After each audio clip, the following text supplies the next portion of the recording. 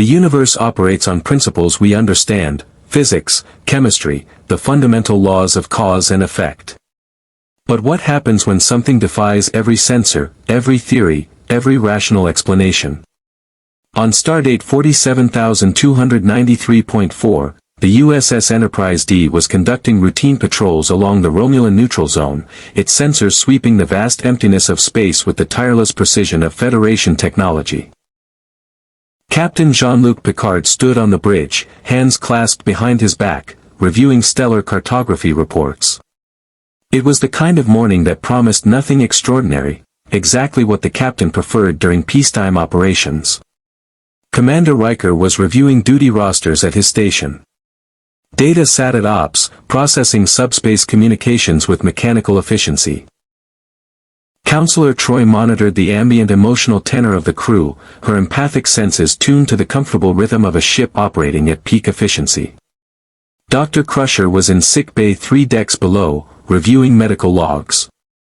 Chief Engineer LaForge was monitoring warp core stability from engineering, his visor displaying cascading streams of data that only he could interpret. The bridge hummed with the steady pulse of a starship at peace, a rare luxury in the Alpha Quadrant. Then everything changed. "Captain."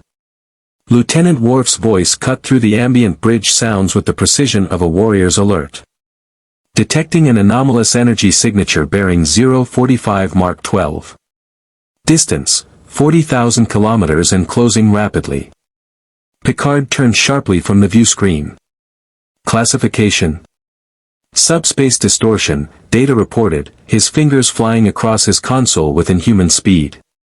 Energy readings are highly irregular. Not consistent with any known warp signature, quantum fluctuation, or dimensional anomaly on record. The pattern suggests multiple simultaneous power sources operating in perfect synchronization, yet originating from different biological entities. Spectral analysis indicates. In plain terms, Mr. Data, Picard interrupted gently. Something is coming through from somewhere else, Captain, and it is alive, Data concluded. On screen. The main view screen shimmered to life, showing a localized tear in the fabric of space itself. It was unlike anything most on the bridge had ever witnessed. Not a clean wormhole with its characteristic blue glow. Not a temporal rift with its dancing temporal echoes. This was something organic and chaotic, a wound in reality itself. Violet and blue energies crackled around the edges like electricity through water, and the very fabric of spacetime seemed to ripple and convulse as if something was fighting against it from the other side. The tear was expanding, contracting, expanding again, breathing, almost, like a living thing struggling against an impossible barrier. Distance closing at 15,000 kilometers per minute, Worf reported. They will intercept our position in approximately 160 seconds. Red alert, Picard commanded calmly. The bridge lights shifted to red, and klaxons wailed through the corridors of the Enterprise. All hands to stations. Yellow alert status for warp engines. Mr. Worf, raise shields. Shields raised, Captain, Worf confirmed.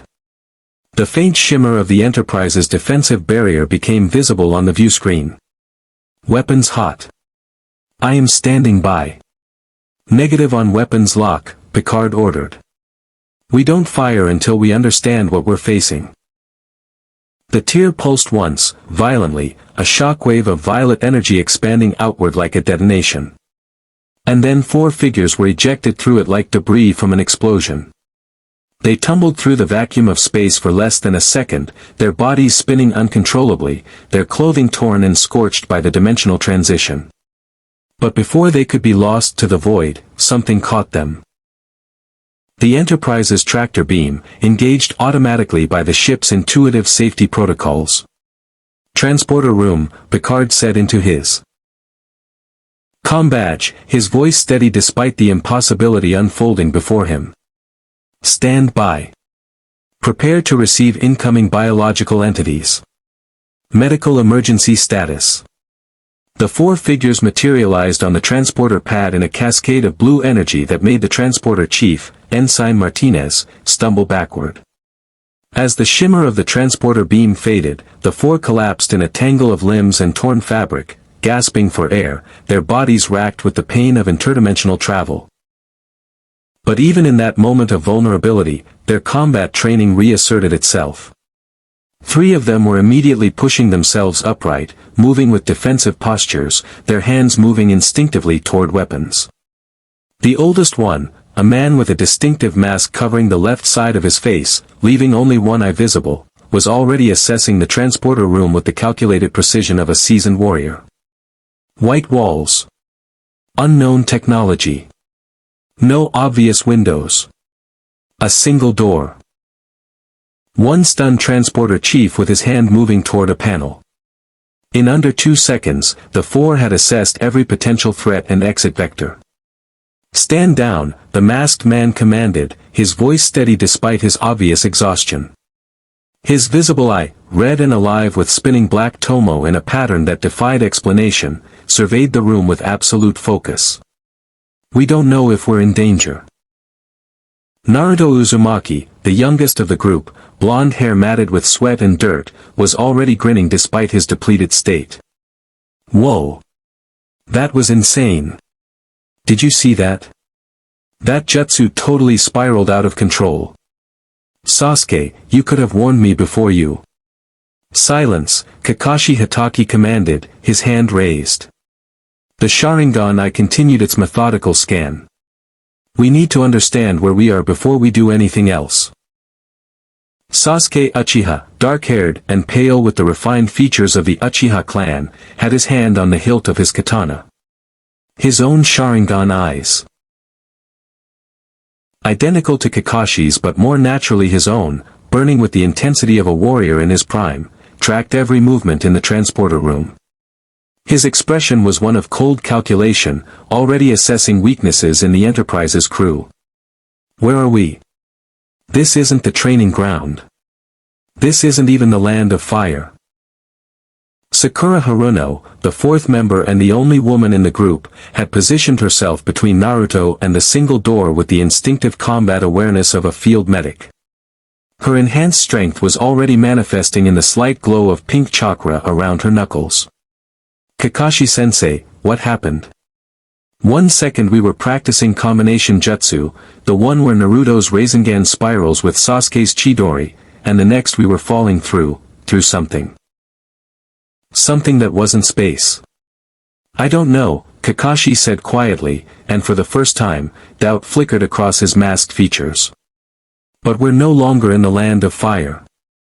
We're no longer on Naruto's world. Look at the walls.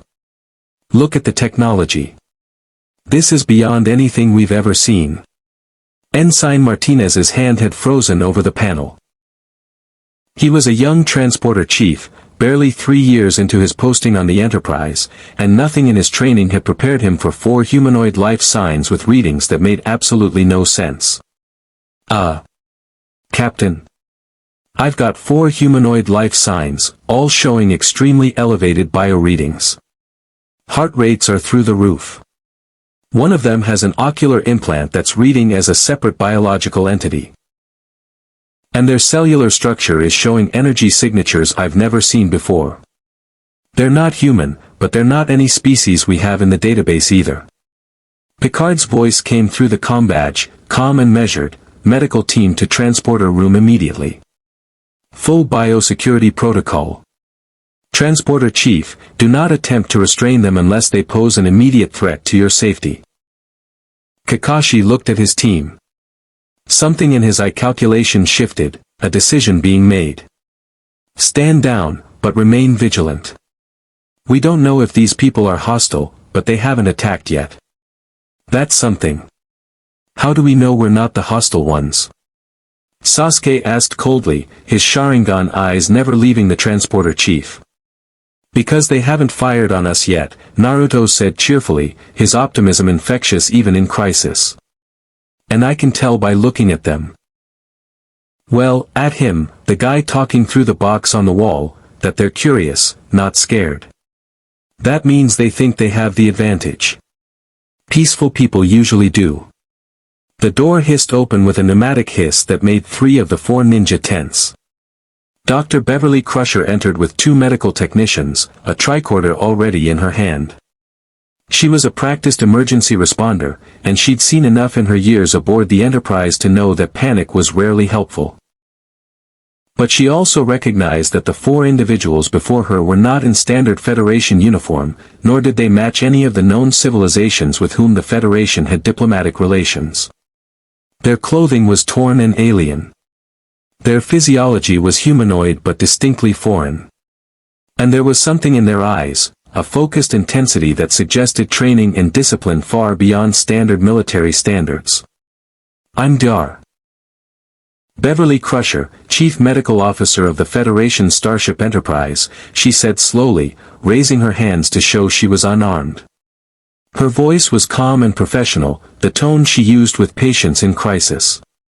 "Can you understand me? Do you speak Federation standard?" Kakashi's eye flickered to Sakura, then to Naruto, then to Sasuke. The question was asked in a language none of them recognized, but the tone was clear: peaceful inquiry, medical assessment, controlled environment. It was the language of a healer, not a warrior. That mattered. "I understand you," Kakashi said carefully. His voice steady despite the impossible situation and the exhaustion pulling at his chakra reserves. "I am Kakashi Hitaki, mentor and leader of this team. This is Naruto Uzumaki, Sakura Haruno, and Sasuke Uchiha.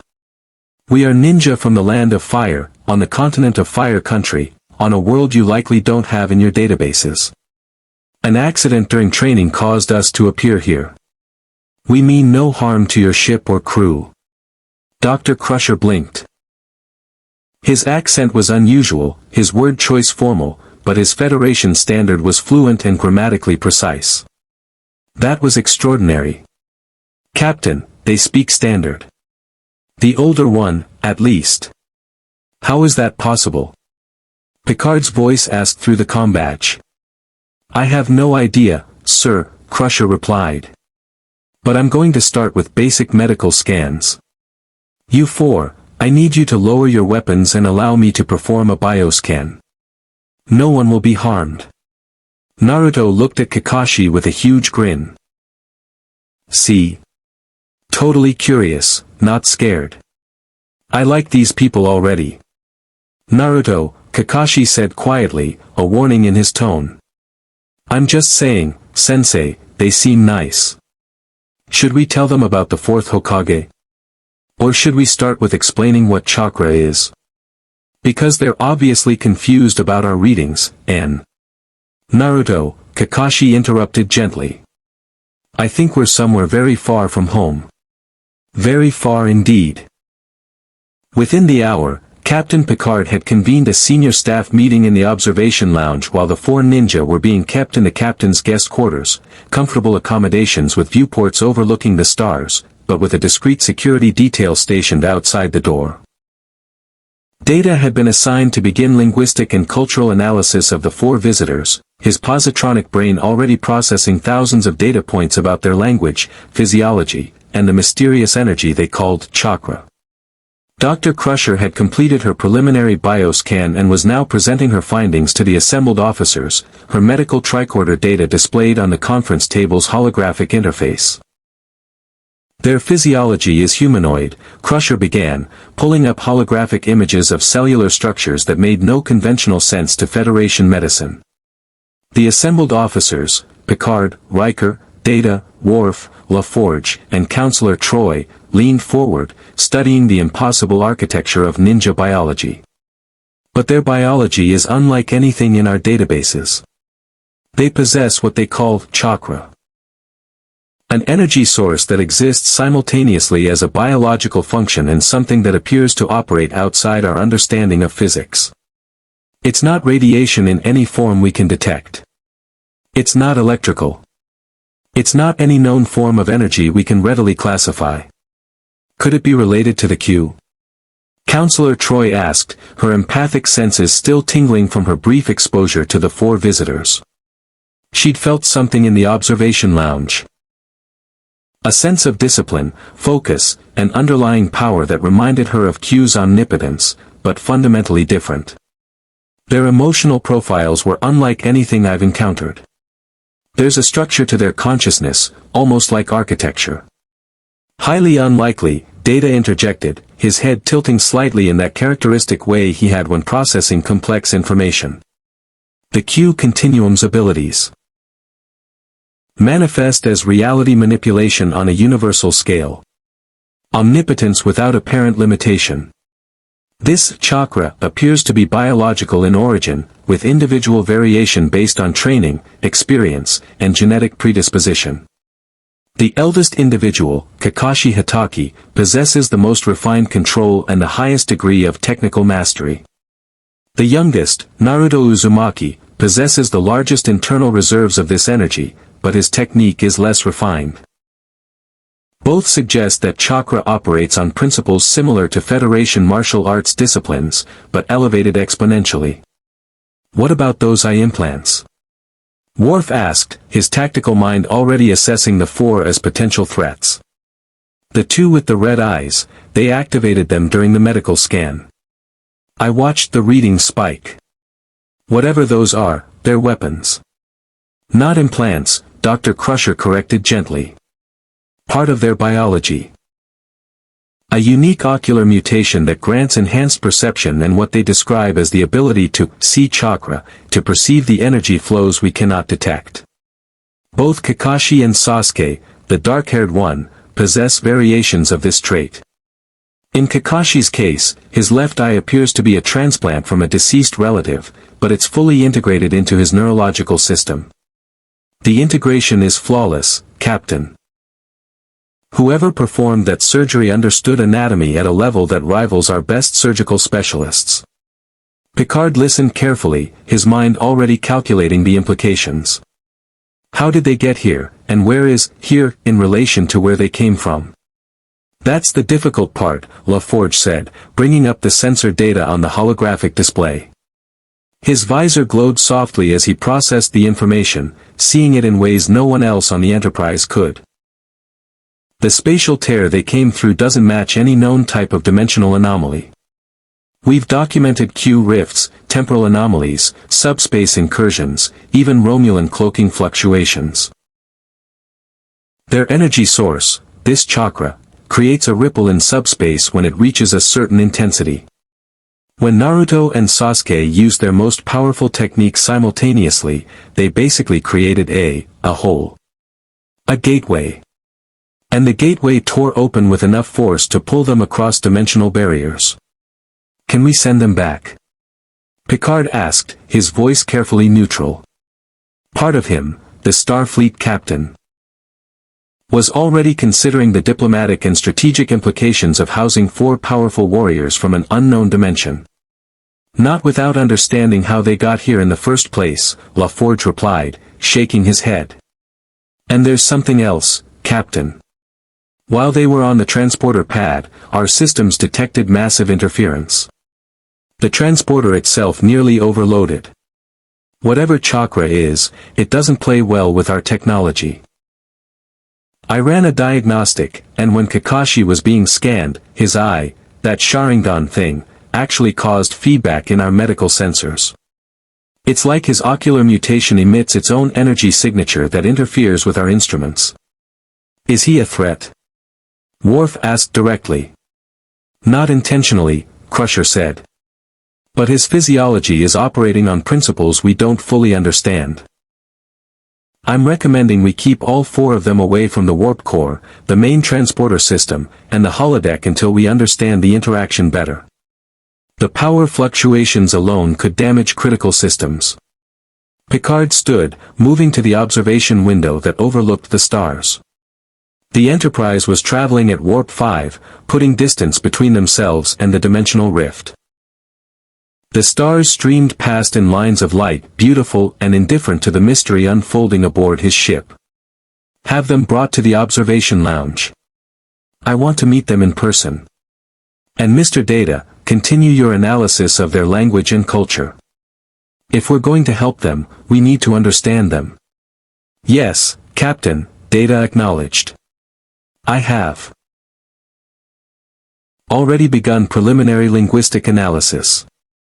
Their spoken language, which they call Japanese, is distinct from any Federation standard variants.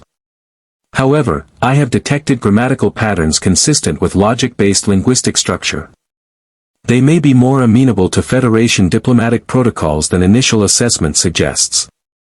Good, Picard said. Dismissed.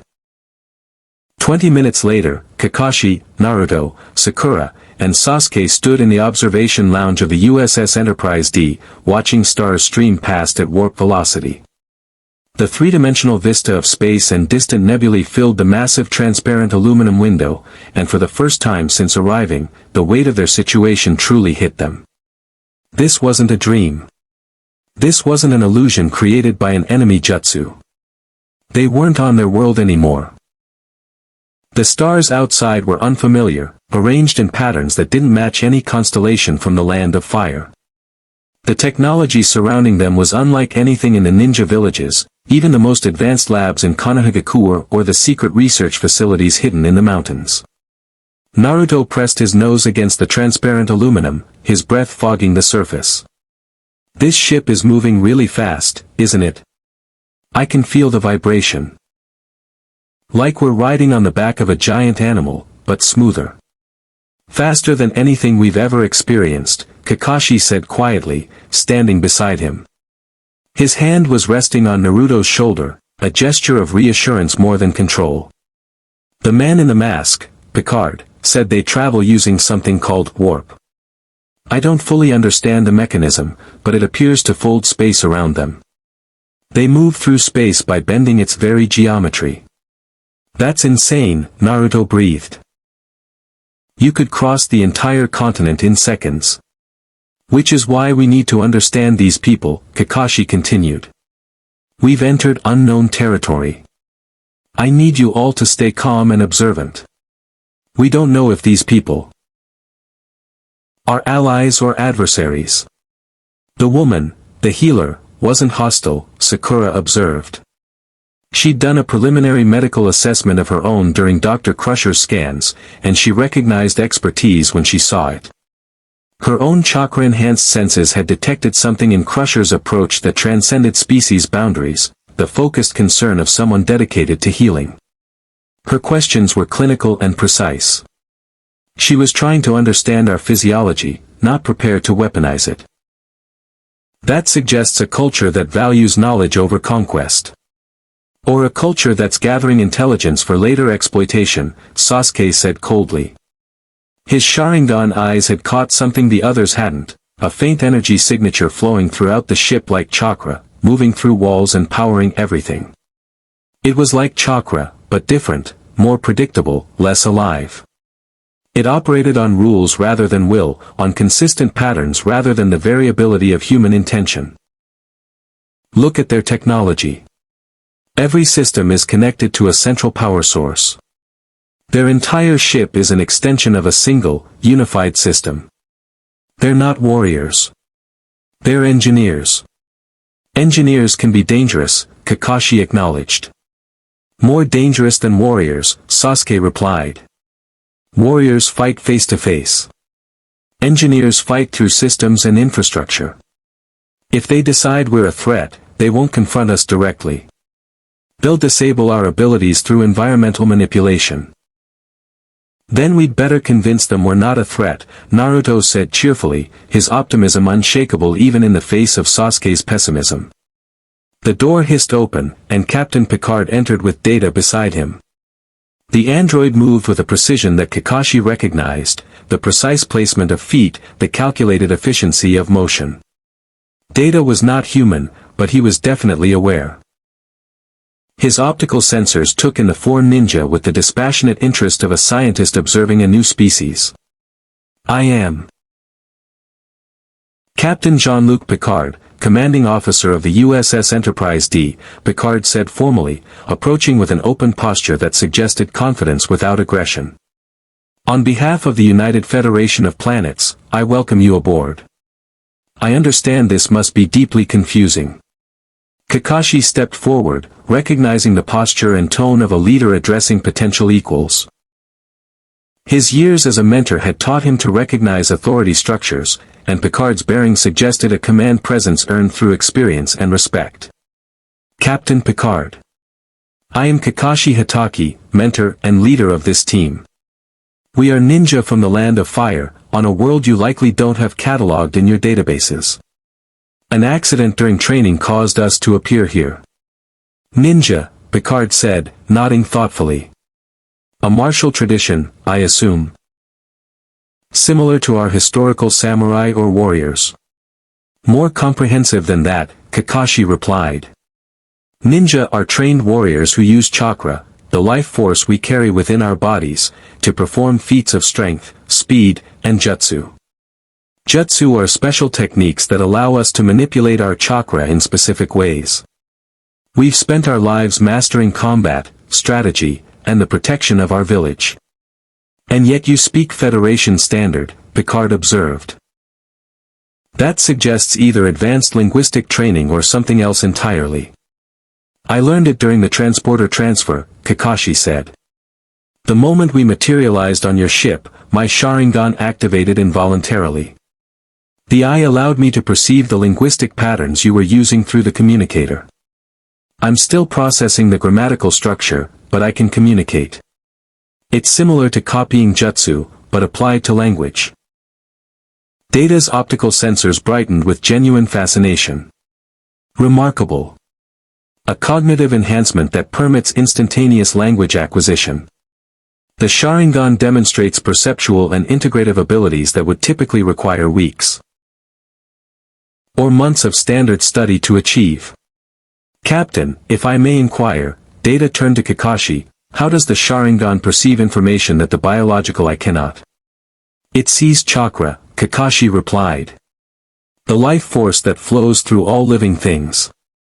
In the hands of trained users, it can copy jutsu, predict movements, and see through illusions. My eye is actually a transplant from a deceased comrade. It still carries his will, in a sense. His legacy. Picard's expression shifted slightly, not shock, but recognition. You honor your fallen. That's a value the Federation shares. I like this guy, Naruto announced suddenly. He's calm and collected, just like Kakashi-sensei. Are you the strongest fighter on this ship? Because I'd love to spar with you. We could test out combination techniques, and you could show me what kind of martial arts you use. I've never fought anyone from outside the ninja villages before. Naruto, Kakashi said quietly, a warning in his tone. That depends on your definition of strongest, Picard replied with a slight smile that suggested he understood Naruto's enthusiasm. But I assure you that combat is not the primary function of this vessel or this crew. We are explorers and scientists first. We use violence only when absolutely necessary. Then why are your weapon systems armed? Sasuke asked sharply. His Sharingan eyes had detected the subtle energy signatures powering the ship's defensive systems. I can sense them even from here. You've already assessed us as a potential threat and prepared your countermeasures. Because we explored dangerous space, Picard replied calmly, meeting Sasuke's gaze directly. And because it is the responsibility of a captain to protect his crew. But preparation for conflict and initiation of conflict are two different things. We prepared because you arrived as an unknown variable. That doesn't mean we've decided you're our enemy. That's diplomacy, Sakura whispered to Naruto. He's being careful but not hostile. He's showing strength without aggression. Picard continued, tell me, Sasuke, you're the youngest warrior besides Naruto, but your bearing suggests you've seen significant conflict. How long have you been a warrior? Since childhood, Sasuke replied flatly. We all train from the moment we can walk. We prepare for combat our entire lives. And has combat solved your deepest problems? Picard asked, not as an insult but as a genuine philosophical inquiry. The problems that follow you even when weapons are sheathed? Sasuke opened his mouth to respond, then closed it. The question hung in the air, unanswered and uncomfortable. Kakashi intervened smoothly. Captain, we need to understand our situation. Can we return home? Is it possible? That remains to be determined, Picard said, his tone shifting back to practical matters. But I promise you this, you have sanctuary aboard this ship. You will be treated with respect, provided for, and given every opportunity to return home. In exchange, I ask only that you remain cooperative and non-violent unless your lives are in direct danger. And if we choose not to remain? Sasuke asked coldly. Then we'll face that decision when it comes, Picard replied. But I hope it won't. The Enterprise's science labs hummed with activity as Data and a team of Federation scientists began what would become the most complex analysis project in the ship's recent history. Kakashi sat in the observation chamber, watching through transparent aluminum as Dr. Crusher and her medical team conducted a comprehensive scan of his Sharingan eye.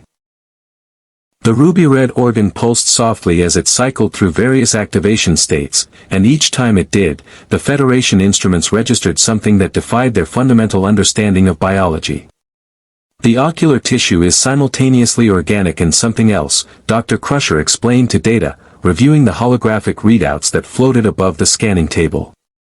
It's generating its own electromagnetic field. Not radiation, something more subtle. Almost like it's creating a localized perceptual bubble around itself. Data's head tilted with characteristic precision. The Sharingan may be operating on principles similar to Betazoid telepathy, utilizing a biological phenomenon that exists outside our conventional understanding of neural transmission. However, the Sharingan appears to be visual rather than empathic. It perceives energy rather than emotion.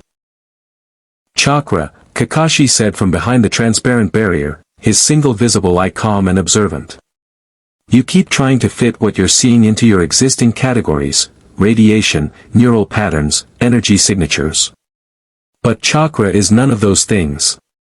Its conscious will given physical form. Its intention made manifest. Your instruments measure the physical effects of chakra, but they miss the fundamental truth, it's alive. Data turned to face Kakashi, his yellow eyes bright with genuine curiosity. Can you elaborate? Alive in what sense? In the sense that it responds to consciousness, Kakashi replied. A trained ninja doesn't just generate chakra, we direct it. We shape it with our will. It's not a force of nature operating independently. It's an extension of ourselves. That would suggest chakra operates on a principle your science calls consciousness-dependent quantum mechanics, Data mused. A theory that posits consciousness itself may influence physical reality at the quantum level. However, this theory remains controversial within Federation scientific circles. Your science is incomplete, Kakashi said without judgment, merely stating fact. Where we come from, the relationship between mind and energy has been understood for centuries. Ninjas don't study theoretical physics. We study the practical application of will. In engineering, Chief Engineer LaForge was having a different kind of conversation with Naruto Uzumaki. The blonde ninja was fascinated by the Enterprise's power systems, and LaForge, always excited to explain Federation engineering to anyone who would listen, had given him a tour of the lower decks. See, this is the warp core, LaForge explained, gesturing to the massive column of blue plasma that pulsed at the heart of the ship. The lithium crystals regulate the matter-antimatter reaction. When matter and antimatter annihilate each other, they release enormous amounts of energy. We channel that energy through the warp coils to create a subspace bubble that allows us to exceed light speed. Naruto's eyes were wide with wonder.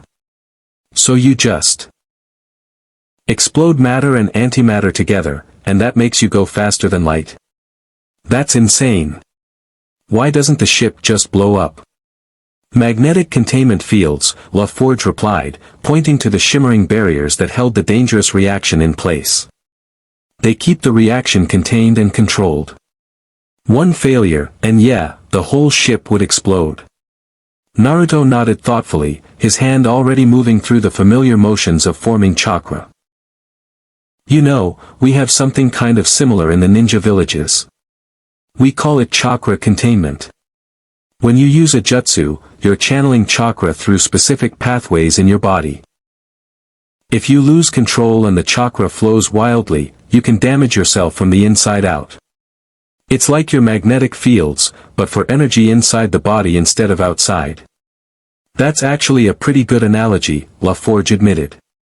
Though I gotta say, the idea of powering a starship with what you call chakra is wild.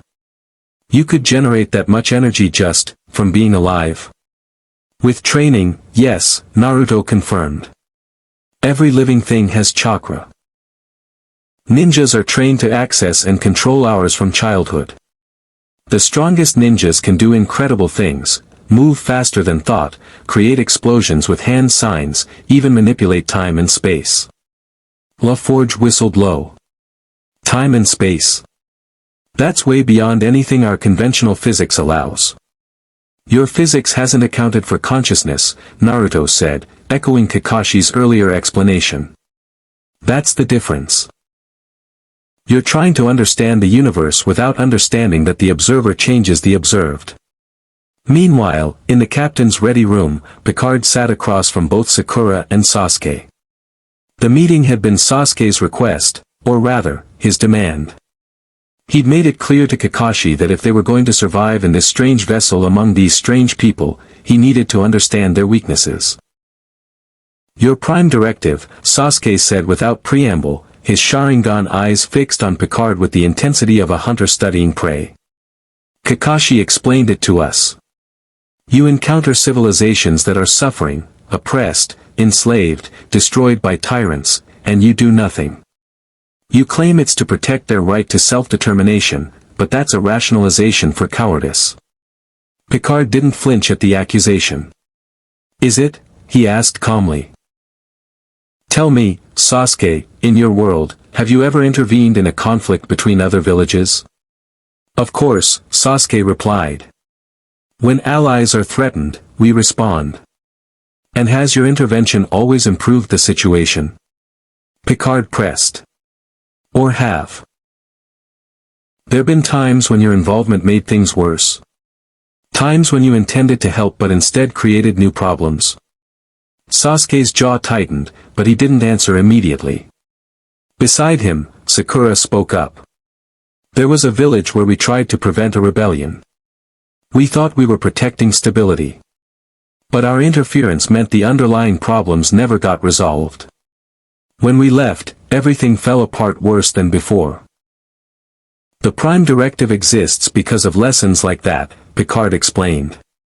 We've learned, through centuries of exploration and mistakes, that civilizations must solve their own problems. When we impose our solutions, we rob them of the opportunity to grow, to learn, to become stronger through adversity. So you just let them suffer, Sasuke said coldly. No, Picard replied. We offer assistance when requested. We trade knowledge. We form alliances with those who ask for them. But we don't force our way of life on others. And we certainly don't use military force to impose our values on civilizations that haven't asked for our help. That's the difference between us, Sasuke said. Where we come from, strength has a responsibility. If you have power, you use it to protect the weak. And who decides what constitutes protection? Picard asked. Who decides which cause is just? In your village, there are certainly people who would argue against your intervention. How do you honor their autonomy while also protecting them? It was a question that hung in the air, unanswered and complicated. 3 days into their stay aboard the Enterprise, the first real crisis emerged. A Romulan warbird decloaked at the edge of the Federation sensor range, and Worf immediately raised Red Alert. The crew snapped into action with the practiced efficiency of seasoned starship personnel, but this time there was a complication. The Romulan vessel wasn't attacking. It was transmitting on all frequencies, demanding the surrender of the 4 foreign warriors. It had detected aboard the Enterprise. Picard called an emergency senior staff meeting, and this time, Kakashi and his team were present. The Romulan commander, Sub-Commander Tlek, claims he has intelligence about 4 warriors from an unknown dimension, Picard explained, displaying the Romulan transmission on the conference room view screen. He's demanding we surrender you to Romulan custody for analysis and containment of a potential universal threat. How does the Romulan Star Empire know about us? Kakashi asked sharply. We've been aboard this ship for 3 days. We haven't left these areas. Romulan intelligence is quite sophisticated, Data explained. They likely detected the dimensional rift when it opened and have been tracking this vessel since. They've probably been running deep space scans, waiting for an opportunity to investigate. Can we defend against them? Sasuke asked, his tactical mind already assessing the threat. One warbird against the Enterprise isn't a fair fight, LaForge said confidently. We have superior firepower, better shielding, and more advanced systems. But they might run or call for reinforcements. Which is why we need to be careful, Picard said. I'm not willing to risk my crew in a firefight with the Romulans unless absolutely necessary. But I'm also not surrendering any of you. You're under Federation protection now, which means you're my responsibility. Naruto's usual grin was absent. If we leave the ship, they stop being a threat to you. No, Picard said firmly. We don't abandon people to save ourselves. That's not who we are. Worf leaned forward. Captain, the Romulan vessel is moving to attack position. They're powering weapons. Picard stood. Mr. Worf, raise shields and lock weapons on their vessel. But do not fire unless they fire first. Sub-Commander Tlek, this is Captain Picard of the Federation Starship Enterprise. Stand down immediately. These individuals are under Federation protection and will not be surrendered. The Romulan commander's face filled the view screen, sharp features, cruel eyes, a thin smile that suggested amusement at Picard's defiance. Captain, you overestimate your position. These warriors represent an unknown variable that could destabilize the entire quadrant. The Romulan Star Empire demands their surrender for proper study. What you really mean, Picard replied coldly, is that you want to weaponize them. We both know that's not acceptable under established protocols for interdimensional encounters. These are sentient beings, not weapons to be catalogued and controlled. All beings are weapons in the right hands, Tlek replied. Surrender them, or we will take them by force. The Romulan warbird fired, disruptor bolts streaking across space toward the Enterprise. But the shots were intercepted by the ship's shields, brilliant explosions of energy cascading harmlessly away from the hull. Return fire. Picard commanded. The Enterprise's phaser arrays came to life, brilliant blue energy lancing out toward the Romulan vessel. The warbird's shields flared under the impact, and Tlek's face twisted with rage as his ship took the hit. All hands, battle stations. Worf called out, his deep voice carrying through the ship. We are now in active combat with Romulan forces. But Kakashi was already moving. Picard, we can't let this happen because of us. Our presence is creating a conflict. Your presence is creating an opportunity, Picard replied calmly, even as the Enterprise shuddered from another volley of disruptor fire. An opportunity for the Federation to stand firm against Romulan expansion. An opportunity to show that we protect those under our care, regardless of origin. Sasuke's eyes narrowed. You're using us. No, Picard said. I'm honoring my commitment to you. There's a difference. The battle raged for nearly 10 minutes, a deadly dance of starship tactics and weapons fire. But the Enterprise's superior engineering gave her the advantage. LaForge pushed the engines to their limits, and with Worf's tactical precision, they maneuvered the Romulan vessel into a vulnerable position. One final volley of phasers and photon torpedoes, and the warbird's engines went offline. Tlek is transmitting a surrender signal, Worf reported. He's standing down. Picard straightened his uniform. Have them transmit any wounded to sickbay. Standard Federation protocol. And send a message to Starfleet Command about this incident. They need to know that Romulan intelligence has detected our visitors. As the crew rushed to secure the Romulan vessel, Kakashi caught Picard's eye. There was something different there now, not trust exactly, but the beginning of recognition that this Starfleet captain might be more than just a scientist or diplomat. He was a warrior in his own right, bound by code and honor, using a different kind of weapon but equally committed to protecting those in his care. "Thank you," Kakashi said quietly. "You're welcome," Picard replied. "But this won't be the last time someone comes for you. Word travels fast in this quadrant. By tomorrow, every faction from here to the Klingon Empire will know about you." "Then we'd better be ready," Sasuke said darkly. "Because I don't intend to spend my life running." Naruto, ever optimistic despite the gravity of the situation, grinned. "Good. Because I'm tired of hiding anyway. Bring them on. We'll show them what real strength looks like." But even as he said it, Kakashi noticed something troubling.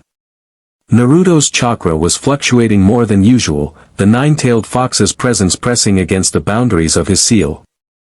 The stress of battle, the instability of their environment, the interference from Federation technology. All of it was destabilizing the careful balance Naruto had maintained for years. They had survived the first real test of their new existence. But the cost of that survival was becoming clearer with each passing moment. In this universe of science and reason, their power, born of will and consciousness, was beginning to crack under the pressure.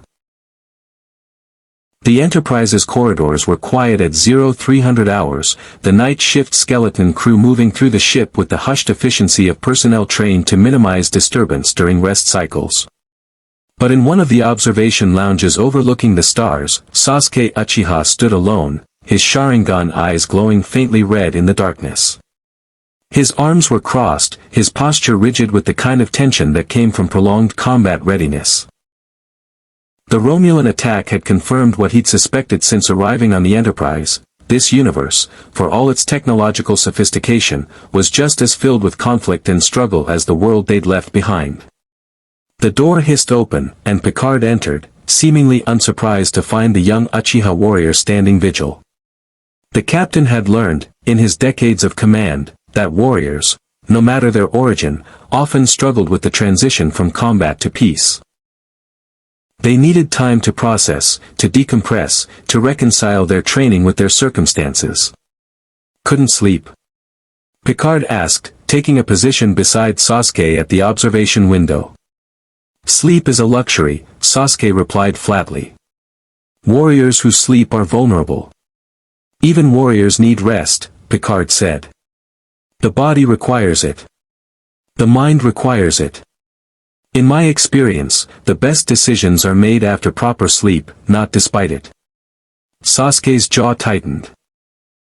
"In my world, warriors who prioritize comfort over vigilance don't survive long." Picard nodded thoughtfully, understanding the fundamental worldview that had shaped this young man. "Tell me something, Sasuke. In all your years of training, all your battles, have you ever defeated an opponent by relaxing your guard?" "No," Sasuke admitted. "And have you ever made a tactical error because you were exhausted?" Picard pressed. Sasuke didn't answer, but his silence was answer enough. "Rest is a form of strategy," Picard continued. "It's preparation, just as much as training is. When you sleep, your mind processes what it's learned. Your body recovers from damage. You become stronger, faster, sharper. Denying yourself rest is self-sabotage, not discipline." "Easy for you to say," Sasuke replied coldly. "You command a ship. You don't have to worry about your power being stripped away by technology you don't understand. You don't have enemies hunting you across dimensions." "No," Picard acknowledged. "But I do worry about my crew. About making decisions that protect them while honoring my principles. About finding the balance between strength and mercy. In that sense, we're not so different." Sasuke finally turned to look at the captain directly, his crimson eyes studying Picard with the analytical intensity the Sharingan provided. "Why did you fight the Romulans? You could have avoided the conflict by simply letting us go." "Because the moment I allowed fear to dictate my actions," Picard replied, "I would have ceased to be worthy of command. The Federation is built on principles, the belief that all sentient beings have value, that might does not make right, that we stand together against oppression. If I'd abandoned you to save myself, I would have betrayed everything I represent." "Honor," Sasuke said, the word carrying weight and recognition. "You fight for honor, not victory." "I fight for both," Picard corrected. "But honor comes first. Victory without honor is meaningless. It's just dominance, and dominance eventually crumbles under the weight of its own injustice." Across the ship, in the quarters they'd been assigned, Naruto was having a very different kind of crisis. He sat cross-legged on the bunk, his shirt off, his hand pressed against the seal on his chest, the carefully drawn kanji that held the nine-tailed fox's chakra in check. The symbol was glowing faintly, pulsing with an uneven rhythm that worried him deeply. In the days since arriving on the Enterprise, he'd felt Kurama's presence pressing harder against the seal. The fox was agitated. Confused by the unfamiliar energy signatures throughout the ship, threatened by the technology that seemed to interfere with normal chakra flow. Kakashi entered without knocking, the privilege of a mentor who'd spent years reading his students' emotional state. He took one look at Naruto's exposed chest and the glowing seal, and his single visible eye narrowed with concern. "How long?" "Since the battle," Naruto admitted. "Kurama's getting restless. The Romulan weapons, the phaser fire. It all looks like chakra to him, but it's not. It's confusing him. Making him angry." Kakashi sat down beside his student, his own chakra extending outward in a familiar, soothing pattern that Naruto had relied on for years. "The nine-tailed fox is a being of instinct and power. In our world, he understood the rules, the limitations, the natural order. Here, everything is different. His instincts are telling him that the rules have changed, and he doesn't know how to respond." "What if the seal breaks?" Naruto asked, and for once, the constant optimism in his voice was absent. "What if I lose control here, on this ship, surrounded by people who don't understand what Kurama is?" "Then we'll deal with it," Kakashi said calmly. "Just as we've dealt with every other crisis we've faced. The seal has held through worse. It will hold now." "How can you be sure?" Naruto demanded. "Because I'm not," Kakashi replied honestly. "But faith isn't about certainty. It's about commitment despite uncertainty. I committed to protecting you the day you became my student. That commitment doesn't change because we're in a different universe." Sakura, meanwhile, was in sickbay, working alongside Dr. Crusher to understand the medical applications of chakra-based healing. The doctor had been fascinated by Sakura's abilities. The way she could accelerate cellular regeneration, the precision of her diagnostic touch, the almost supernatural ability to sense injury in another person's body. "In our medical training, we rely on instruments," Dr. Crusher explained, gesturing to the various diagnostic devices lining the sickbay walls. "Tricorders, full-body scanners, genetic analyzers. But your method is different. You're essentially using your chakra as a diagnostic tool, aren't you?" "Exactly," Sakura confirmed. "When I place my hands on a patient, I extend my chakra into their body. I can feel where the damage is, torn muscle fibers, broken bones, internal bleeding. Then I focus more chakra to that area and encourage the body's natural healing processes to accelerate. It takes concentration and control, but it's more precise than any instrument." "Because you're working with the patient's own biology," Dr. Crusher mused. "You're not imposing external solutions, you're enhancing the body's existing regenerative capacity." "Yes," Sakura said. "That's exactly it." Dr. Crusher pulled up a holographic display of Federation medical technology. "We have instruments that can detect injury and accelerate healing to some degree. But what you're describing suggests a level of precision we can't match. If we could understand your techniques, we could revolutionize Federation medicine. If we can return home, Sakura said carefully, maybe there's a way to share knowledge. Both of our peoples have much to learn from each other. An hour later, Kakashi was summoned to the bridge. When he arrived, he found Picard reviewing subspace communications, his expression grim. The captain looked up as Kakashi entered, and the ninja immediately recognized the posture of a leader bearing bad news. We've received reports from Starfleet Command, Picard began without preamble. Word of your arrival has spread faster than we anticipated. The Klingon Empire is demanding access to you. They want to honor warriors who have demonstrated such remarkable power. The Cardassians are claiming you represent a potential threat to their territory. And the Dominion has expressed interest in studying your unique physiology. The Dominion, Kakashi repeated, the name unfamiliar but the threat implicit. A hostile power from the Gamma Quadrant, Picard explained. They're currently engaged in open war with the Federation, though there's a fragile peace at the moment. But the moment they learn that there are 4 warriors with power sources outside our conventional understanding, they'll make acquiring you a priority. So we're trapped, Kakashi said flatly. We can't leave the ship without being captured. We can't stay without endangering you. Not necessarily, Picard replied. But we need to make a decision about your future. You have 3 options.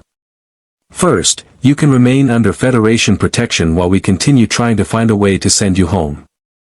Second, you can request asylum as Federation citizens and attempt to build new lives here. Third, you can attempt to negotiate with one of the other major powers in hopes of finding allies who might help you return home. None of those options actually solves the problem, Kakashi said coldly. No, Picard agreed. But they're the options available to us in the present moment. In my experience, perfect solutions rarely exist. We work with what we have and adapt as circumstances change. Before Kakashi could respond, alarms blared throughout the bridge. Worf's voice boomed across the ship, all hands to battle stations. Multiple vessels approaching from multiple vectors. We have Klingon, Cardassian, and unidentified contacts closing in. Picard stood, his expression hardening into command focus. On screen. The view screen filled with a tactical display showing the Enterprise surrounded. A Klingon bird of prey was decloaking to starboard. A Cardassian warship was moving to intercept from above. And from the far side of the system, multiple unidentified vessels were moving at high warp, the Dominion, almost certainly, racing to the confrontation.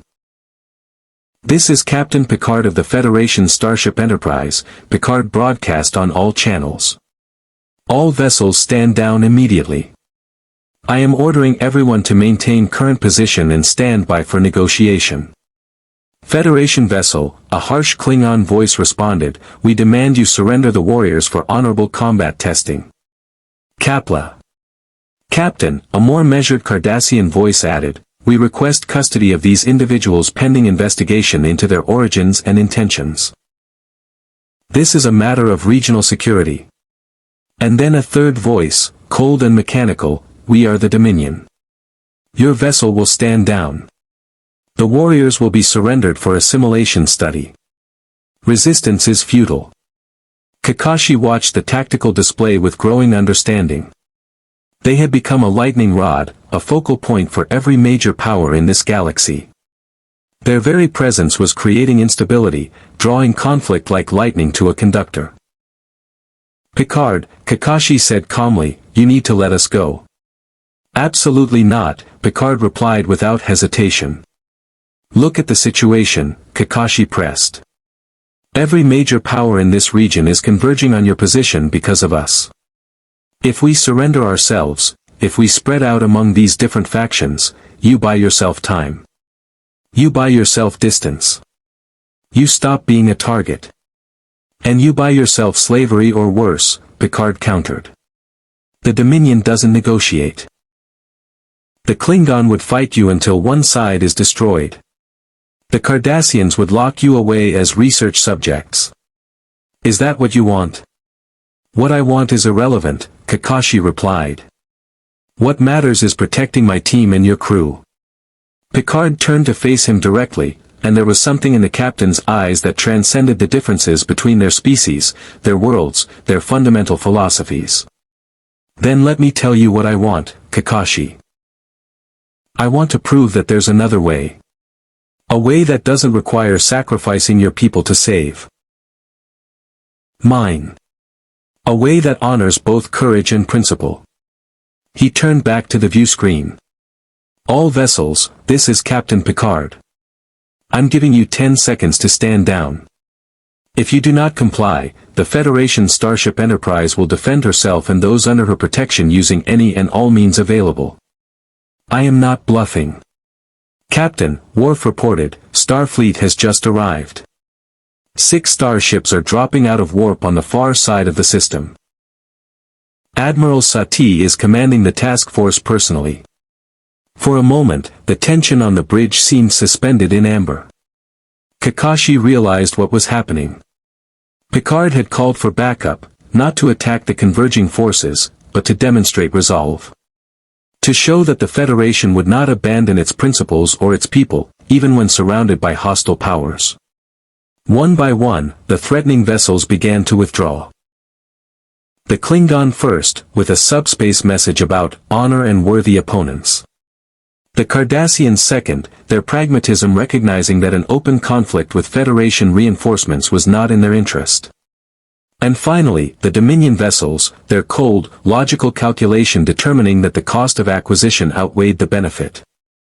As the sensors cleared, and the immediate threat dissipated, Kakashi felt something shift in his understanding. This universe's leaders operated differently from the ones in the ninja villages. They used different weapons, technology, diplomacy, demonstration of strength without the need to actually use it. But the underlying principle was the same, a leader's responsibility was to his people, even when that meant standing against impossible odds. Thank you, Kakashi said simply. You're welcome, Picard replied. But Sasuke was right. This won't be the last time. From now on, you'll be targets, whether you're with us or not. We might as well be together. The dimensional instability readings began appearing in the science lab 3 days after the multifaction standoff. Dr. LaForge first noticed the anomalies while conducting routine system diagnostics on the warp core. The dilithium crystals were registering harmonic fluctuations that shouldn't have existed, subtle deviations in their resonance patterns that suggested some external force was interfering with their precise calibration. He flagged the data for immediate analysis and brought it to Picard's attention during the morning senior staff briefing. The fluctuations are minimal, LaForge explained, projecting the holographic readouts across the conference table. Less than 0.03% deviation from baseline. But they're persistent, and they're increasing at a rate of approximately 0.001% per day. At this rate, we'll have critical instability within 90 days. Source. Picard asked, his captain's mind already running through the tactical and strategic implications. That's where it gets interesting, LaForge replied. The fluctuations correlate directly with chakra output from our 4 guests. Not their normal, controlled chakra usage, but background radiation, what they call chakra bleed. It's like their very presence in subspace is creating harmonic disturbances. Data interjected, the Enterprise's warp field operates on principles of space-time manipulation. Chakra, as we now understand it, is a form of consciousness-dependent energy that appears to exist partially in subspace and partially in normal space. The interaction between these two systems may be creating unpredictable resonance patterns. In other words, Worf said bluntly, keeping them aboard is slowly destabilizing our ship. Not slowly, LaForge corrected. At current rates, we're looking at degradation that becomes noticeable in about 80 days. And if there's a sudden spike in their chakra usage, like another combat situation, we could see cascade. Failures in multiple systems simultaneously. Picard stood, moving to the observation window that overlooked the stars. This was the complication he'd feared but hoped to avoid.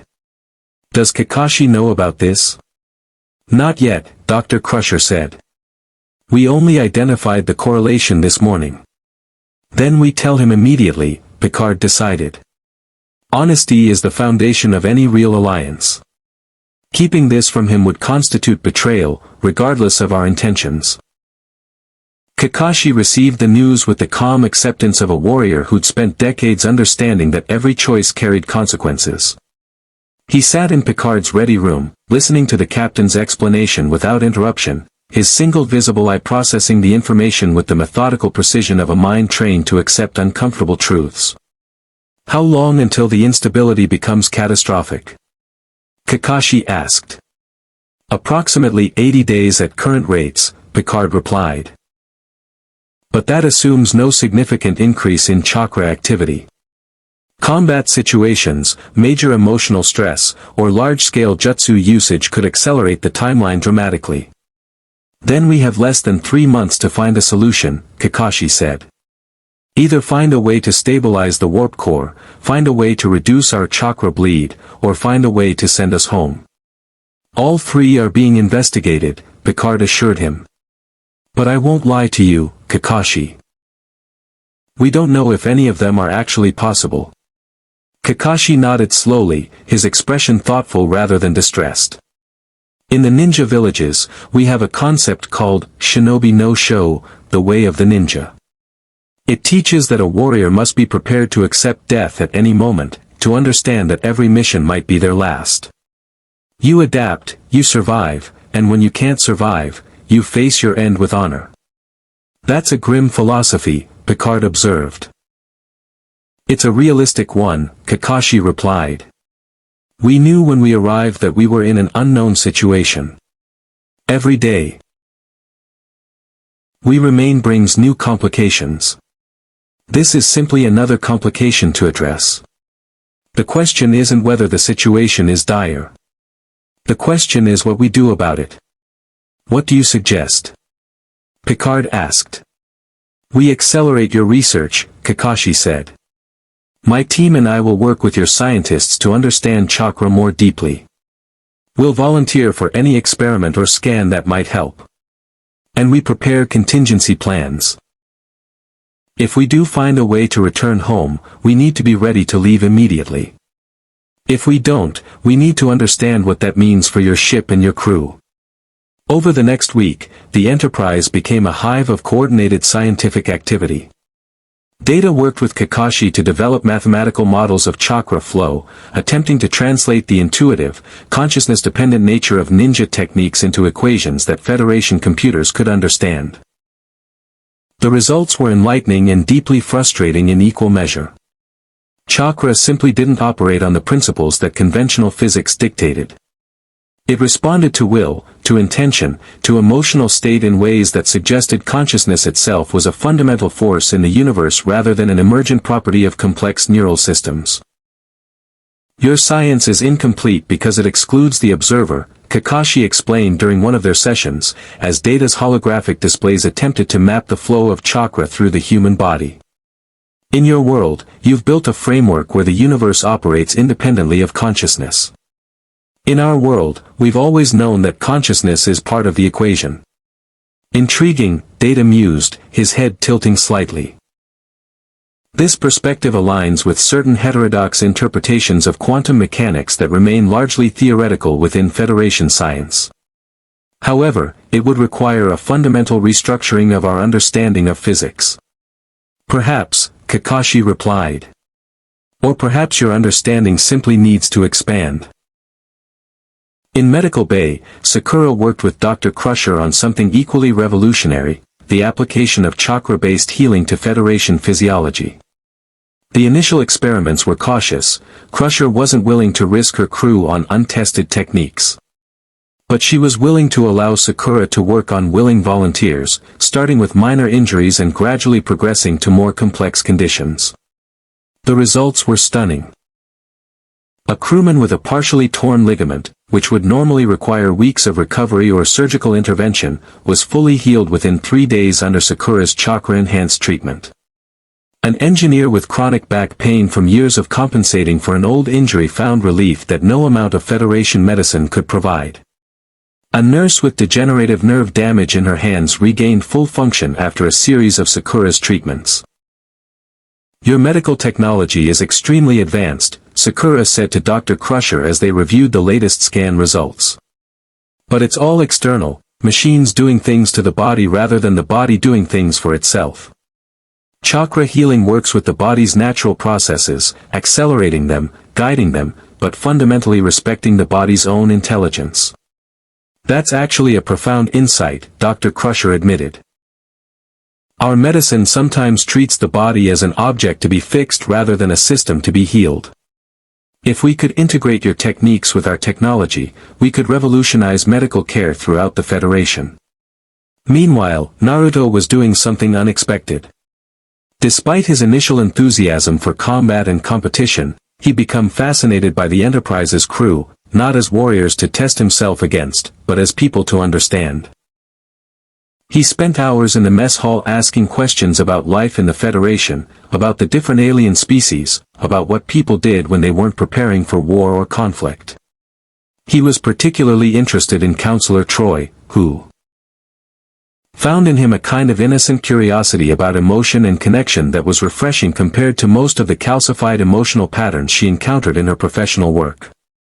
"In your world," Naruto asked her during one of their conversations, "do people form bonds the way ninjas do? Like, we're trained together, we fight together, we die for each other. Do Federation people have that?" "Some do," Troy replied. "Families, close friends, crew members who develop deep bonds over years of working together. But the Federation values individuality in a way your culture doesn't seem to. We don't expect everyone to sacrifice themselves for the collective good." "But that's the whole point," Naruto said with genuine confusion. "If you're not willing to die for your friends, how can you call them friends? How can you really trust them?" "Trust and sacrifice aren't the same thing," Troy explained gently. "You can trust someone without needing to prove that trust through death. Sometimes the greater sacrifice is learning to live for the people you care about, not just die for them." Naruto considered this with the serious expression of someone grappling with a genuinely new concept. "That's harder than dying," he finally said. "Living for someone means you have to keep showing up, keep trying, even when it's hard. Dying is just one moment." "Exactly," Troy confirmed. "And that's why living for the people you care about is the greater strength." Sasuke, meanwhile, was having a different kind of awakening. Picard had invited him to observe command decisions in real time, to understand how Federation leadership differed from the hierarchical warrior structure of the ninja villages. What Sasuke witnessed was simultaneously brilliant and infuriating. Picard would spend hours, sometimes days, gathering information, consulting with experts, considering multiple perspectives before making a decision. The deliberation seemed inefficient, but the outcomes were remarkably stable. "You spend too much time thinking," Sasuke told Picard bluntly during one of these observations. "In real combat, hesitation equals death." "Combat and command are different," Picard replied. "In combat, you're reacting to an immediate threat. In command, you're creating conditions that prevent the need for combat. Prevention is superior to reaction." "Only if you have the luxury of time," Sasuke countered. "True," Picard acknowledged. "Which is why I train my crew to make good decisions under pressure. But when we have time, we use it.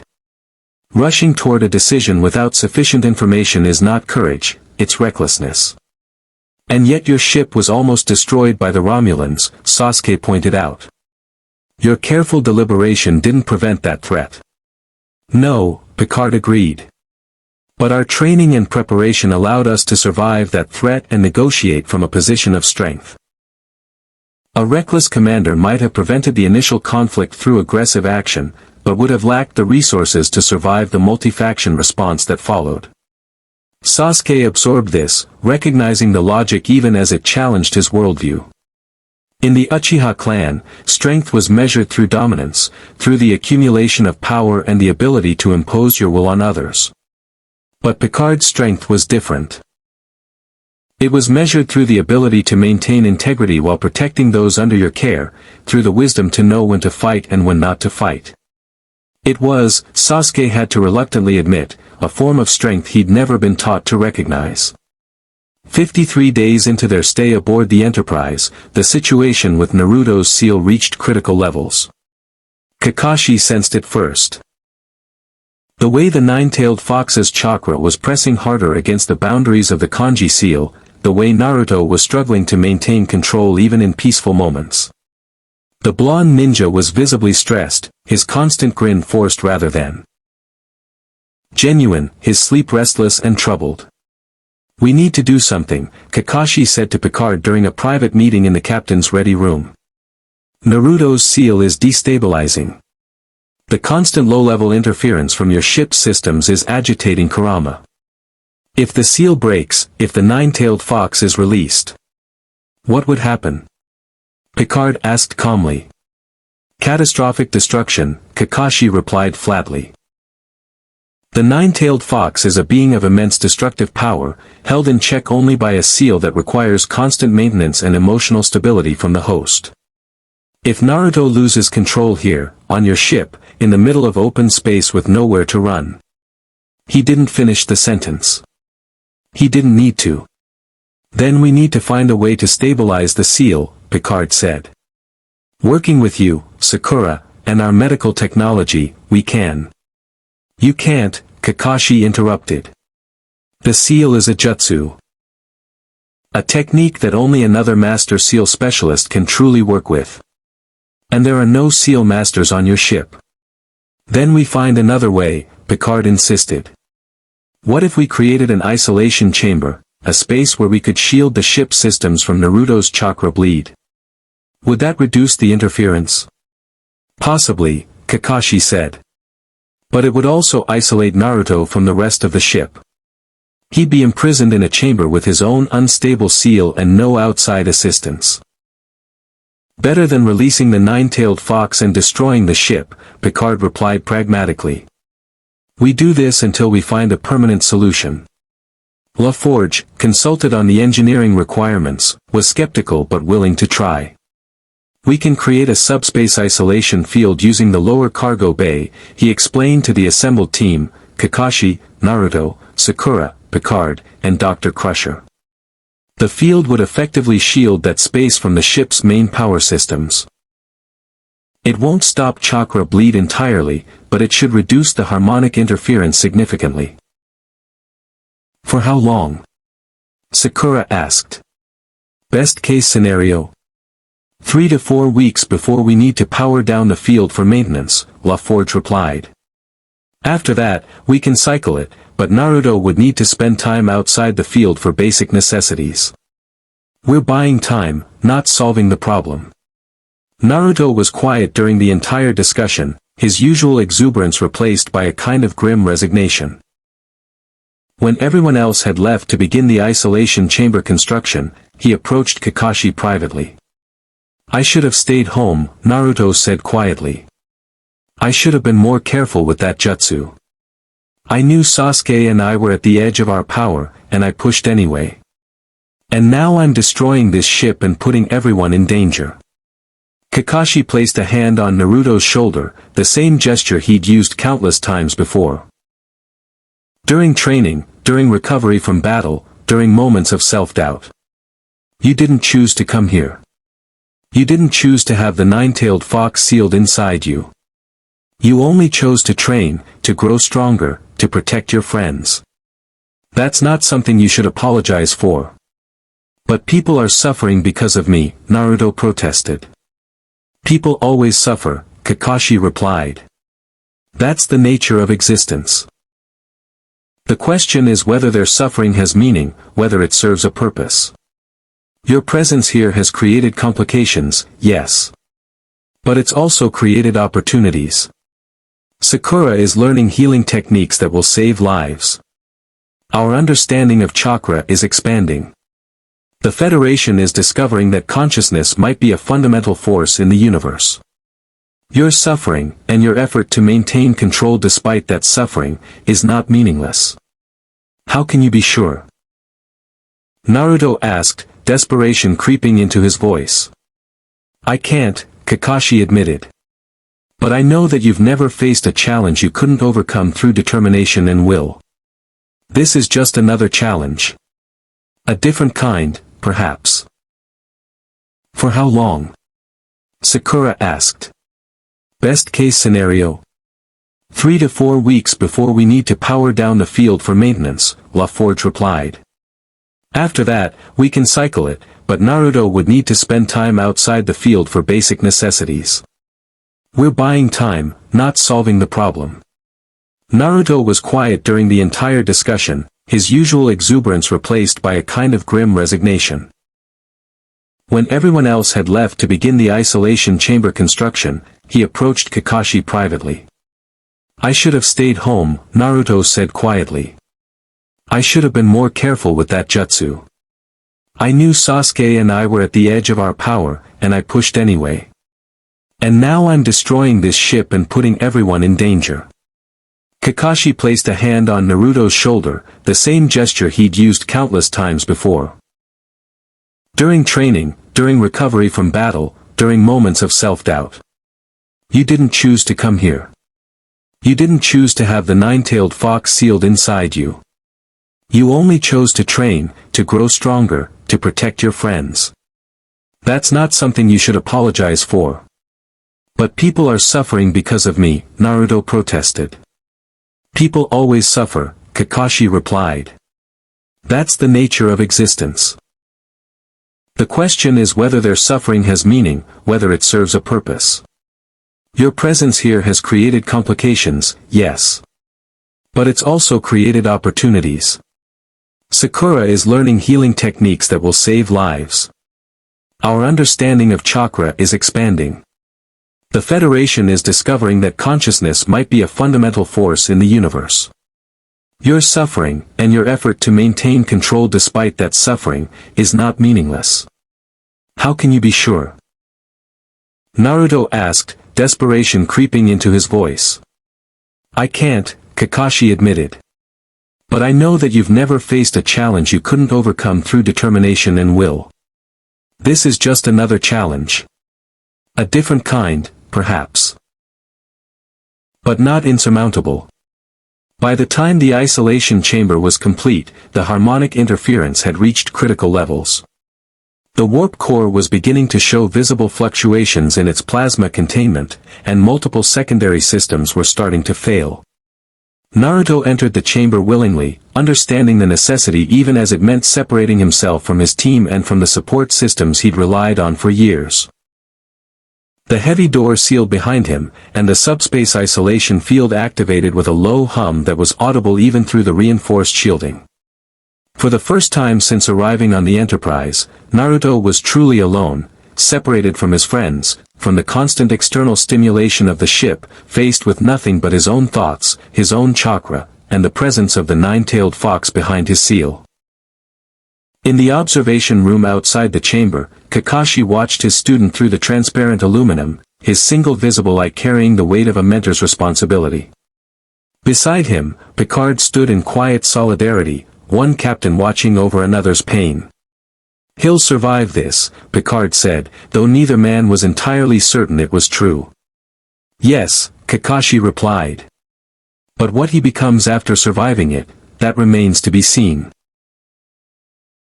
The isolation chamber became, in its way, a microcosm of Naruto's entire existence.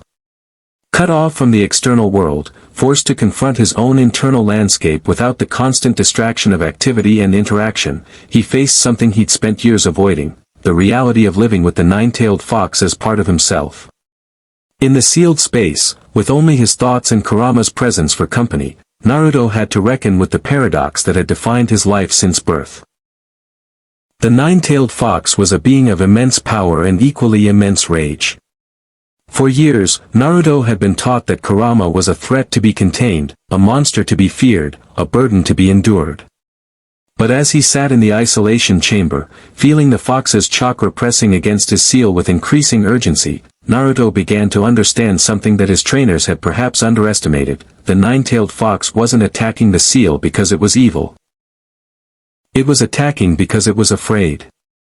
The interference from the Enterprise's systems was unlike anything in Kurama's experience. The fox sensed that something fundamental had changed in the rules of reality. The boundaries between dimensions had blurred. The laws of physics that had governed the ninja world no longer applied. And the nine-tailed fox, stripped of its ability to understand and predict its environment, was lashing out in panic. On the bridge of the Enterprise, Kakashi was working with Data to develop a theoretical framework for what was happening. The android's fascination with chakra had only deepened as the crisis intensified, and his unique ability to process information from multiple disciplinary perspectives was proving invaluable. The nine-tailed fox is experiencing sensory deprivation relative to its normal environment, Data explained, pulling up holographic models of chakra flow patterns. In the ninja world, Kurama could sense the flow of chakra through all living things, could understand the structure of reality through chakra signatures. Here, those sensory inputs are scrambled by the interference of Federation technology. From the fox's perspective, it's essentially blind, deaf, and unable to smell, cut off from all of its primary sensory mechanisms. So the panic is a natural response to sensory loss, Kakashi said, understanding the analogy immediately. Kurama isn't attacking the seal out of malice. It's attacking out of desperation. Precisely, Data confirmed. Furthermore, the emotional distress of the host, Naruto, is amplifying the fox's fear. They are locked in a feedback loop of escalating anxiety. Then we need to break that loop, Kakashi said, his strategic mind already working through possibilities. We need to help Naruto find a way to communicate with Kurama, to convince the fox that it's not in immediate danger. How? Picard asked. He'd been monitoring the situation from the bridge, watching as the isolation chamber readings showed increasing volatility in Naruto's chakra patterns. By letting me go into the chamber, Kakashi replied. I can guide Naruto through a meditation technique that will allow him to communicate with Kurama on the fox's own terms. But the isolation field will block that kind of chakra transmission from outside. The isolation field is necessary to protect the ship, LaForge said firmly. If we drop it even partially, we're back to the harmonic interference and system failures. Then we create a temporary, localized opening, Kakashi suggested. Large enough for my chakra signature to penetrate, small enough that the overall isolation remains effective. It's a matter of precision frequency modulation. What followed was 3 hours of technical discussion between Kakashi, who understood chakra intuitively but not technologically, and LaForge, who understood Federation engineering but not chakra. Picard facilitated the conversation, translating concepts from one domain into the other, finding common ground. Between the language of quantum mechanics and the experience of conscious energy manipulation. The result was an imperfect solution that nonetheless worked within acceptable parameters.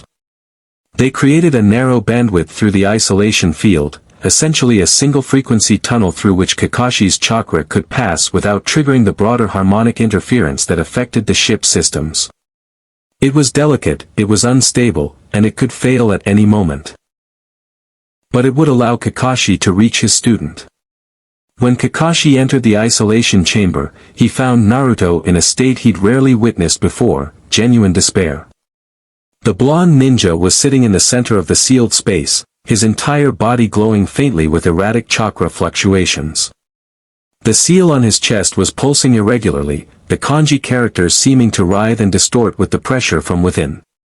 Naruto, Kakashi said calmly, kneeling in front of his student. I'm here. You're not alone. Kakashi-sensei, Naruto said, his voice hollow and exhausted. I can't hold him back anymore.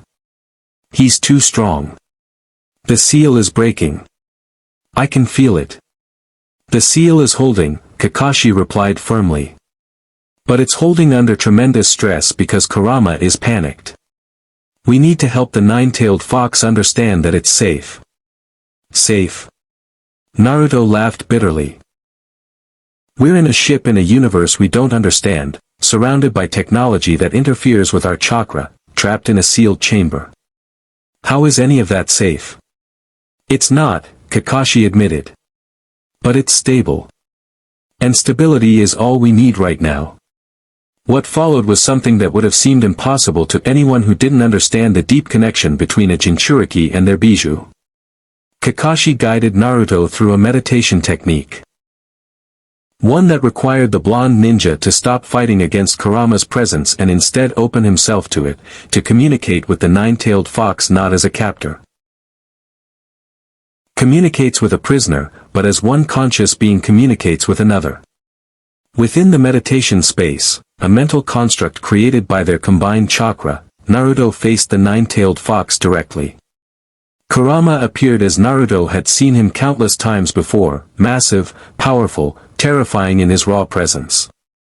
But now, Naruto could sense the fear beneath the anger, the panic beneath the aggression. Why are you afraid? Naruto asked the fox directly, speaking in the wordless language of chakra and intention that bijou and Jinchuriki used when truly communicating. This place is wrong, Kurama's presence replied, the words forming as impressions and emotions rather than sound. The rules are broken. Reality doesn't work the way it should. I cannot sense. I cannot perceive. I am blind. You're not blind, Naruto replied gently. You're just seeing something new. Something you don't have a framework for understanding yet. Framework means nothing if the senses don't work, Kurama countered. I am a being of consciousness and power. If I cannot perceive reality, what am I? Naruto was quiet for a long moment, understanding the genuine existential crisis the nine-tailed fox was experiencing. For a being as ancient and powerful as Kurama, the loss of sensory input wasn't merely uncomfortable, it was an identity crisis. Without the ability to perceive and interact with the world in familiar ways, the fox was questioning the very nature of its existence. You're the same thing you always were, Naruto finally said. Your consciousness. Your will. You're the nine-tailed fox. Those things don't change just because the sensory inputs are different. Easy for you to say, Kurama replied with something that might have been bitterness or might have been agreement. You are young. Your identity is still forming. Mine is ancient and rooted in certainty. Without that certainty, I am less. Then we'll create new certainty, Naruto said. Together. We'll learn what this universe is, how it works, what the rules are. And we'll do it as a team instead of as adversaries. It was a simple statement, but it carried profound weight. For years, Naruto had carried Kurama within his body as a burden, something to be contained and controlled. And Kurama had raged against containment, seeing Naruto's body as a prison rather than a home. But in that moment, in that meditation space created by their shared consciousness, something shifted. That is an acceptable proposition, Kurama finally said, and there was something almost like respect in the fox's presence. But understand this, boy. If your ship or your people threaten me, threaten the stability we're creating here, I will respond without restraint. I wouldn't expect anything less, Naruto replied. When Kakashi and Naruto emerged from the meditation, the isolation chamber readings had stabilized dramatically. The erratic chakra fluctuations had smoothed into a regular, predictable pattern. The seal was no longer pulsing with dangerous irregularity but instead glowing with a steady, sustainable rhythm. On the bridge, LaForge let out a breath he hadn't realized he'd been holding. We're back to nominal readings. Whatever they did in there, it worked.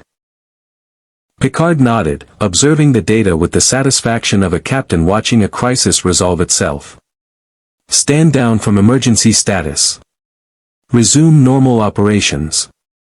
Worf acknowledged the order, and throughout the Enterprise, alarms that had been screaming at the edge of systems failure went silent.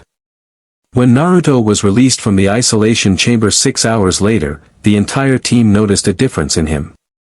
It wasn't just the relief of no longer being trapped in sensory deprivation. It was a fundamental shift in how he carried himself, how he spoke, how he interacted with others. "You seem different," Sakura observed, studying him with the careful eye of a medic assessing a patient's condition. "I feel different," Naruto admitted. "Kurama and I came to an understanding. We're going to work together instead of fighting each other. It's weird, but also kind of peaceful." "That's a significant emotional development," Troy said, having been consulted by Picard on the psychological implications of what had happened. "You've essentially negotiated a peace treaty with the most powerful part of yourself." "It's not peace," Naruto corrected thoughtfully. "It's more like partnership. Kurama is still powerful and dangerous. But now I understand that's not something to be afraid of. It's something to work with." Sasuke, observing this transformation, found himself reassessing his own understanding of power and control. He'd always believed that strength meant dominance, that true power meant being able to suppress or overcome anything that threatened you. But watching Naruto's approach, accepting the nine-tailed fox's nature rather than fighting against it, finding common ground rather than seeking victory, opened a new perspective. "That's not how I would have handled it," Sasuke said to Naruto privately, in the quarters they shared. "I know," Naruto replied with that infuriating cheerfulness that had become more genuine again after his time in the chamber. "Your way would probably involve a lot more fighting and being dramatic about it." "True," Sasuke admitted. "But maybe there's something to your way. Working with your enemy instead of destroying them. That's either the wisest thing I've ever heard or the most foolish. Why not both?" Naruto suggested. "Kakashi-sensei says the best decisions usually contain elements of both wisdom and foolishness. The wisdom is knowing which part to lean on in any given situation." In the science lab, Data was reviewing the chakra stabilization data with fascination. The patterns Naruto and Kakashi had created during their meditation session showed evidence of something that Federation science had never documented: a direct, measurable correlation between conscious intention and energy manipulation at a level that suggested consciousness wasn't merely emergent but fundamental. "This changes everything," Data said to Dr. Crusher, who had come to review the medical implications of Naruto's stabilization. "If consciousness can directly manipulate energy at this scale, then the Federation's materialist model of physics is incomplete. Consciousness is not an emergent property of matter. It may be the other way around, matter may be an emergent property of consciousness. That's going to cause quite a philosophical upheaval," Dr. Crusher said dryly. "Starfleet science is going to have fits." "Indeed," Data agreed. "However, the data is clear. The nine-tailed fox and Naruto, through coordinated conscious intention, created harmonic patterns that directly affected measurable physical systems. Furthermore, these patterns demonstrate organization and intentionality that cannot be explained by random quantum fluctuations." By the time the immediate crisis had resolved, 27 days had passed since Team 7's arrival on the Enterprise. They were now just over halfway through the 90-day window before the harmonic interference would reach critical levels and force some kind of resolution. But the atmosphere aboard the ship had fundamentally changed. The four ninja were no longer unknown variables or potential threats. They had become integrated into the Enterprise's crew structure, working alongside Federation personnel in research, in medical applications, in strategic planning.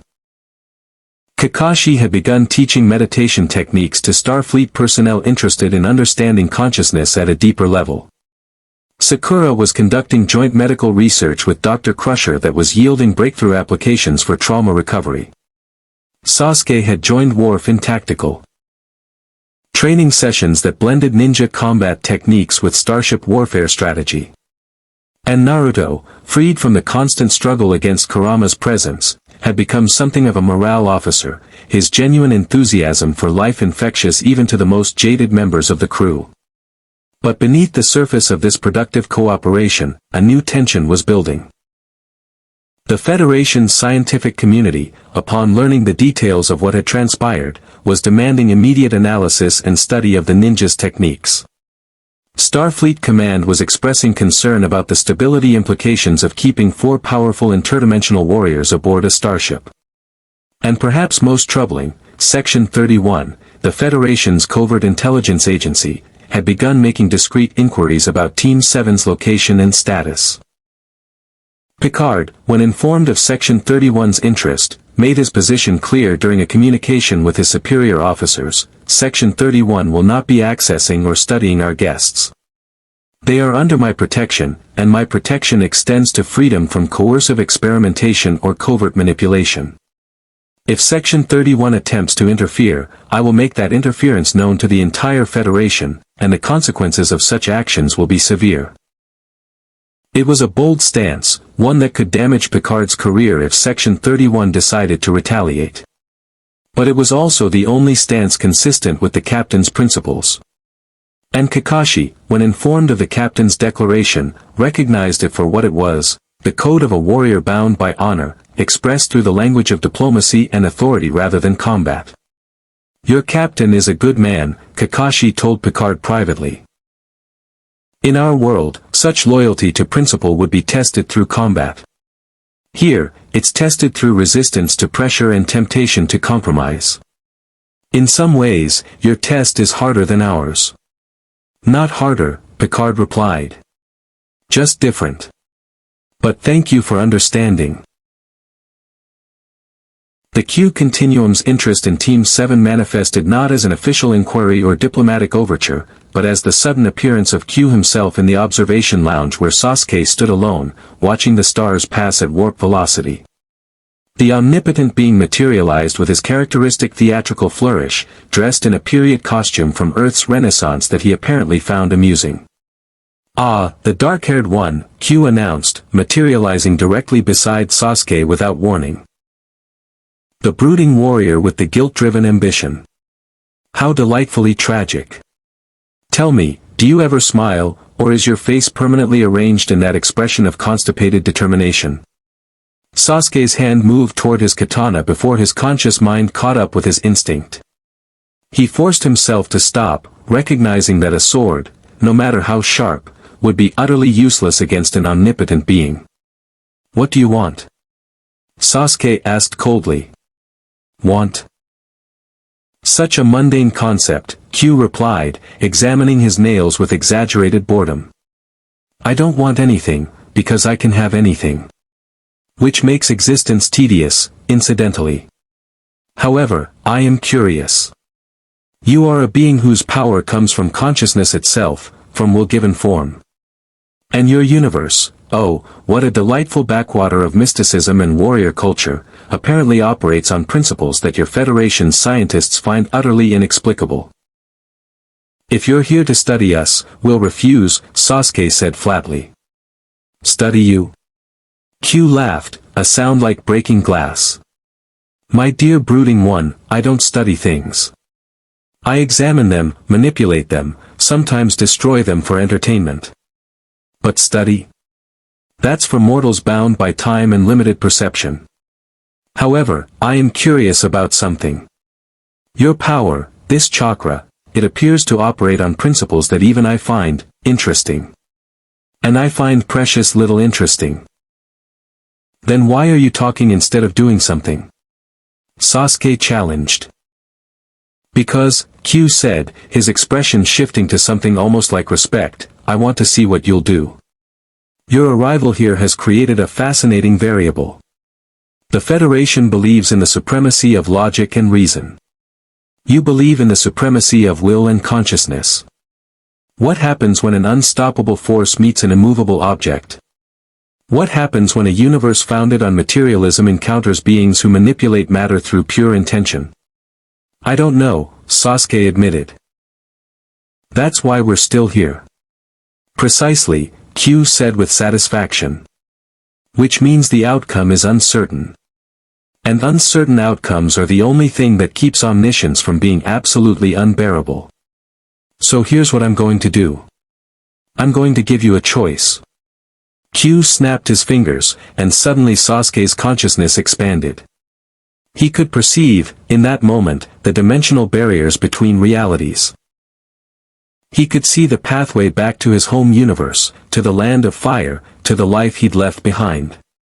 He could also see the alternative, remaining in this universe, continuing to work with the Federation, helping to bridge two fundamentally different ways of understanding reality. Go home, Q said, and your story ends. You'll be celebrated as a hero, perhaps, or studied as a curiosity. You'll live out your days in a universe you understand, among people who speak your language, in a world where your power makes sense. Remain, and you face uncertainty. Your friends may or may not find a way to send you all home. The Federation may or may not be able to adapt to your presence. Worst case scenario, you're stuck here forever, forever changed by exposure to a universe that operates on different principles. That's not a choice, Sasuke said. That's a manipulation. Of course it is, Q replied cheerfully. I'm omnipotent. All my choices are manipulations. The question is whether you can see through the manipulation and choose anyway. Free will, my friend, is the ability to act with full understanding that your action may be anticipated, predicted, or influenced by forces beyond your control. And you choose anyway. Sasuke considered this, his Sharingan eyes analyzing the quantum-level certainty of Q's words. The omnipotent being was right. Free will wasn't the absence of external influence, that was impossible. Free will was the ability to choose with full knowledge of the constraints and still commit to the choice. I stay, Sasuke said simply. Because Naruto is here. Because Kakashi is here. Because Sakura is here. And because this universe is still far from understood. That's a choice worth making. Q clapped his hands together with genuine delight. Marvelous. The brooding one chooses loyalty over certainty. That's precisely what I wanted to see. Very well, dark-haired warrior. I'll stay out of your affairs, for now. But know that I'm watching. You've become interesting, and interesting things in the Federation's vicinity tend to explode eventually. I do hope you'll provide adequate entertainment before that happens. And with that, Q vanished, leaving Sasuke alone once more with his thoughts and the infinite stars. When Sasuke reported the encounter to Picard and Kakashi, the captain's response was surprisingly unsurprised. Q has a particular interest in testing the boundaries of what the Federation believes is possible, Picard explained. He views our civilization as an intellectual exercise. Your arrival has given him new variables to work with. Should we be concerned? Kakashi asked. Concerned, yes. Fearful, no, Picard replied. Q is dangerous, but he operates by his own code. He won't directly sabotage us or eliminate you without sufficient justification within his own philosophical framework. But we should assume that he'll continue to interfere in subtle ways, testing us, pushing us toward outcomes that he finds entertaining. So we're entertainment, Sasuke said coldly. In a sense, Picard acknowledged. But that's not entirely negative. Q's interest in us has, over the years, prevented him from being openly hostile. And it's forced the Federation to grow, to challenge our assumptions about what's possible. Your presence here, if anything, aligns with Q's general approach to the universe, testing the boundaries, creating situations where beings must transcend their limitations or perish. The tension building throughout the quadrant became impossible to ignore 2 weeks after Q's visit. Picard received a transmission from Admiral Sati, who informed him that Section 31 had taken direct action. A covert team had been dispatched to extract Team 7 from the Enterprise, with orders to take them into custody for specialized research into interdimensional energy manipulation. The Admiral made clear that she opposed the action and had attempted to block it through official channels, but Section 31 operated outside normal military hierarchy. They're going to try to take us, Kakashi said calmly when informed of the situation. And they'll be professionals. Not military in the traditional sense, but trained operatives with advanced technology and covert experience. We can fight them, Naruto said immediately, his hand already forming signs. Kurama and I can. No, Picard said firmly. Fighting Section 31 operatives aboard this ship would validate their concerns about you being a threat. It would give them justification for harsher measures. Then what do you propose? Sasuke asked, recognizing the logical trap they'd been caught in. We prepare for their arrival, Picard replied. And we make the political cost of their action so high that even Section 31 will think twice about proceeding. What followed was a brilliant lesson in how power operated within Federation hierarchies. Picard contacted Admiral Sati, who immediately initiated a formal inquiry into Section 31's actions. He reached out to the Federation Council, whose representatives began drafting legislative protections for beings of non-Federation origin under Federation protection. He coordinated with Starfleet captains throughout the quadrant, requesting that they increase sensor monitoring of vessels matching the profile of Section 31 operatives. And he made a recording, transmitted to every major news outlet in the Federation, explaining Team 7's situation and the implications of Section 31's actions. By the time the Section 31 operatives attempted to approach the Enterprise, the political landscape had shifted. Section 31 couldn't take Team 7 without generating a scandal that would expose the agency's operations to public scrutiny. The cost of the operation, in terms of political capital and public trust, outweighed the benefit of acquiring 4 warriors for research. The operatives were intercepted by Federation vessels before they even reached the Enterprise. The incident became a turning point in Federation politics, with the Council voting to impose new oversight requirements on Section 31 and establishing formal protections for extradimensional beings under Federation care. You prevented a conflict through diplomacy, Kakashi observed to Picard after the crisis had resolved. You used information, political pressure, and appeals to principle instead of weapons. It's not always effective, Picard admitted. But when it works, it creates a more stable outcome than violence ever could. Section 31 didn't attack because I convinced them that the cost of attacking was higher than the benefit. Next time, if there is one, they might try something different. But for now, you're safe. But even as one crisis resolved, another was building. The harmonic interference between Chakra and the Enterprise's systems continued to grow, and they were now within 40 days of the critical threshold. LaForge had made some progress in developing temporary stabilization protocols, but they were increasingly desperate measures. Like applying bandages to a wound that required surgery.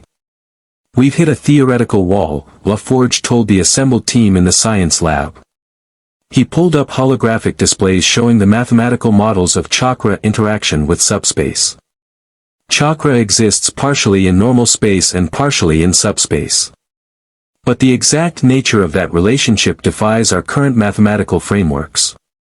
We can measure the effects, but we can't predict them reliably enough to create permanent solutions. Then we need to approach it differently, Data suggested. Rather than attempting to prevent the interaction, what if we attempted to harmonize with it? Instead of fighting the chakra bleed, what if we incorporated it into our ship systems? That's insane, LaForge said reflexively. Perhaps, Data replied. However, consider, the Enterprise's systems operate on principles of electromagnetic manipulation. Chakra appears to operate on principles of consciousness-dependent energy manipulation. What if we created a hybrid system, one that uses both conventional Federation technology and chakra-enhanced techniques to power critical ship functions? You're talking about integrating consciousness directly into ship systems, Dr. Crusher said slowly. Using chakra as a power source alongside the lithium. Precisely, Data confirmed. The technical challenges would be substantial. But theoretically possible. The proposal was audacious, impractical, and brilliant in its way. It would require Team 7 to voluntarily integrate aspects of their chakra into the Enterprise's power systems on a permanent basis. It would fundamentally alter the nature of how starships operated, opening possibilities that Federation engineers had never considered.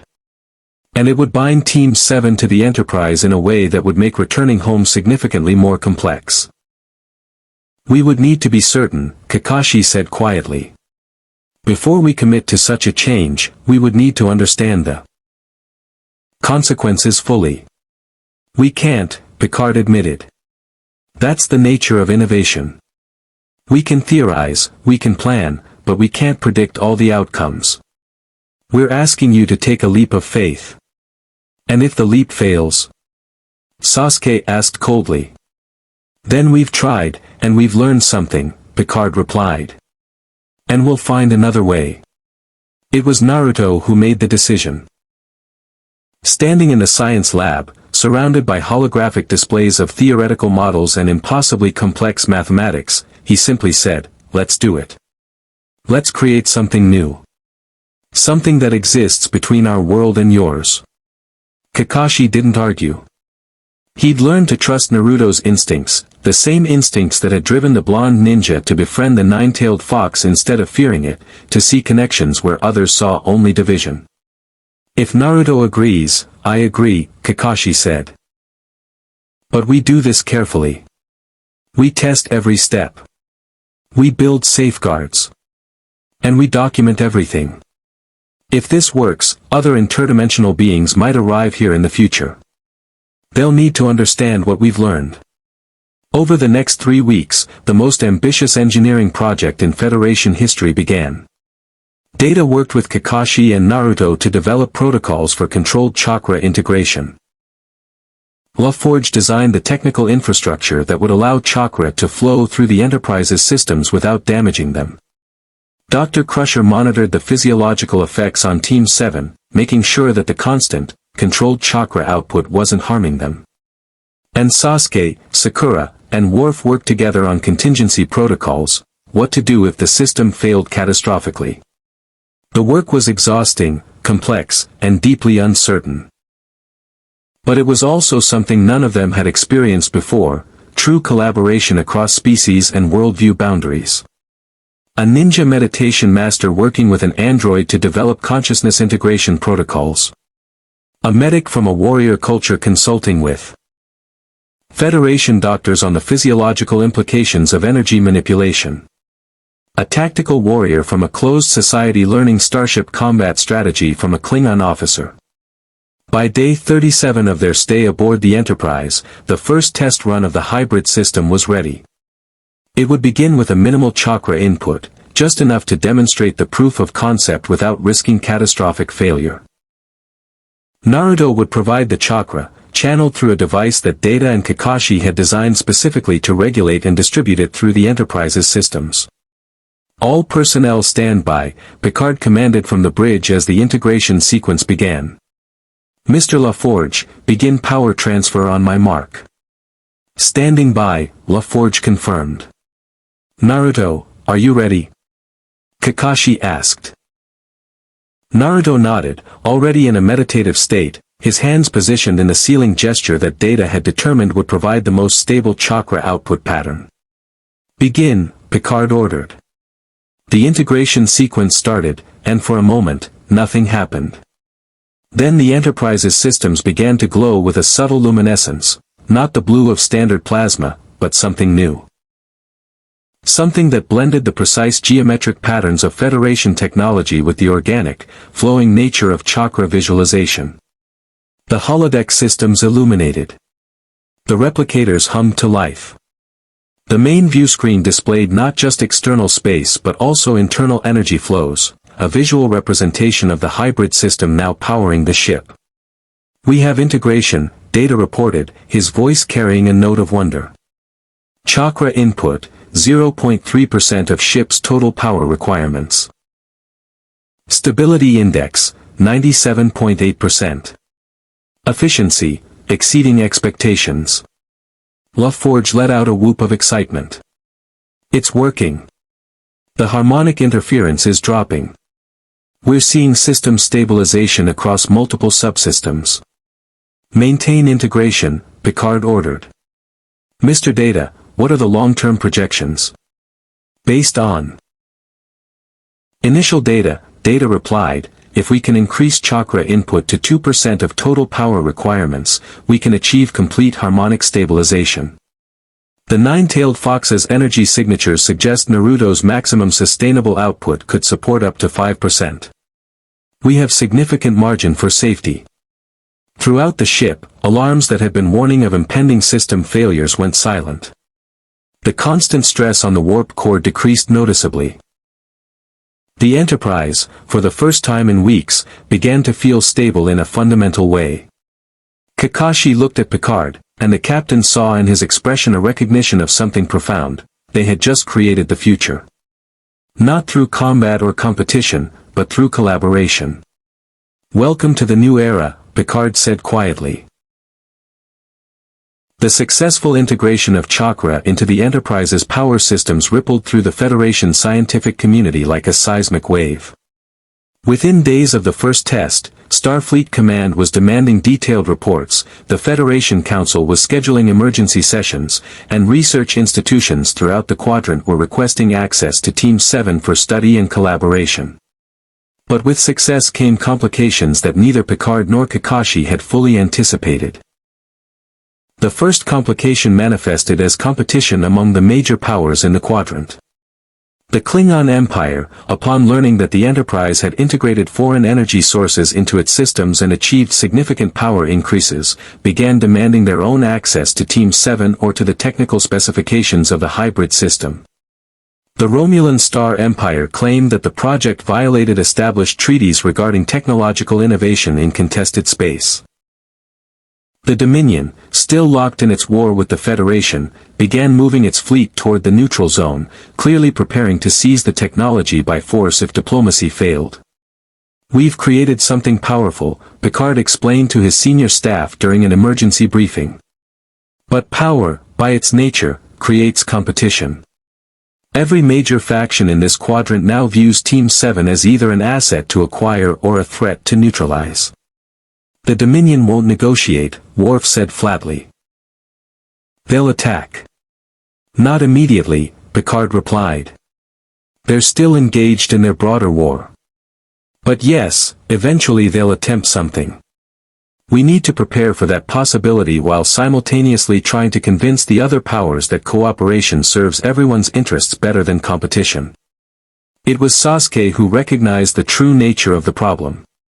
You've created a new kind of weapon, he said to Picard during a private consultation. Not intentionally, but the result is the same. Now every major power believes that if they control us, they gain strategic advantage. We've gone from being victims of circumstance to being targets of calculation. Yes, Picard acknowledged grimly. That's the burden of power. Once you demonstrate that something works, people want it. And people will fight for what they want. In our world, Sasuke continued, we would have hidden the capability. We would have made it seem like the integration was unstable, that it was a one-time achievement that couldn't be replicated. We would have created doubt. Why didn't you suggest that earlier? Picard asked.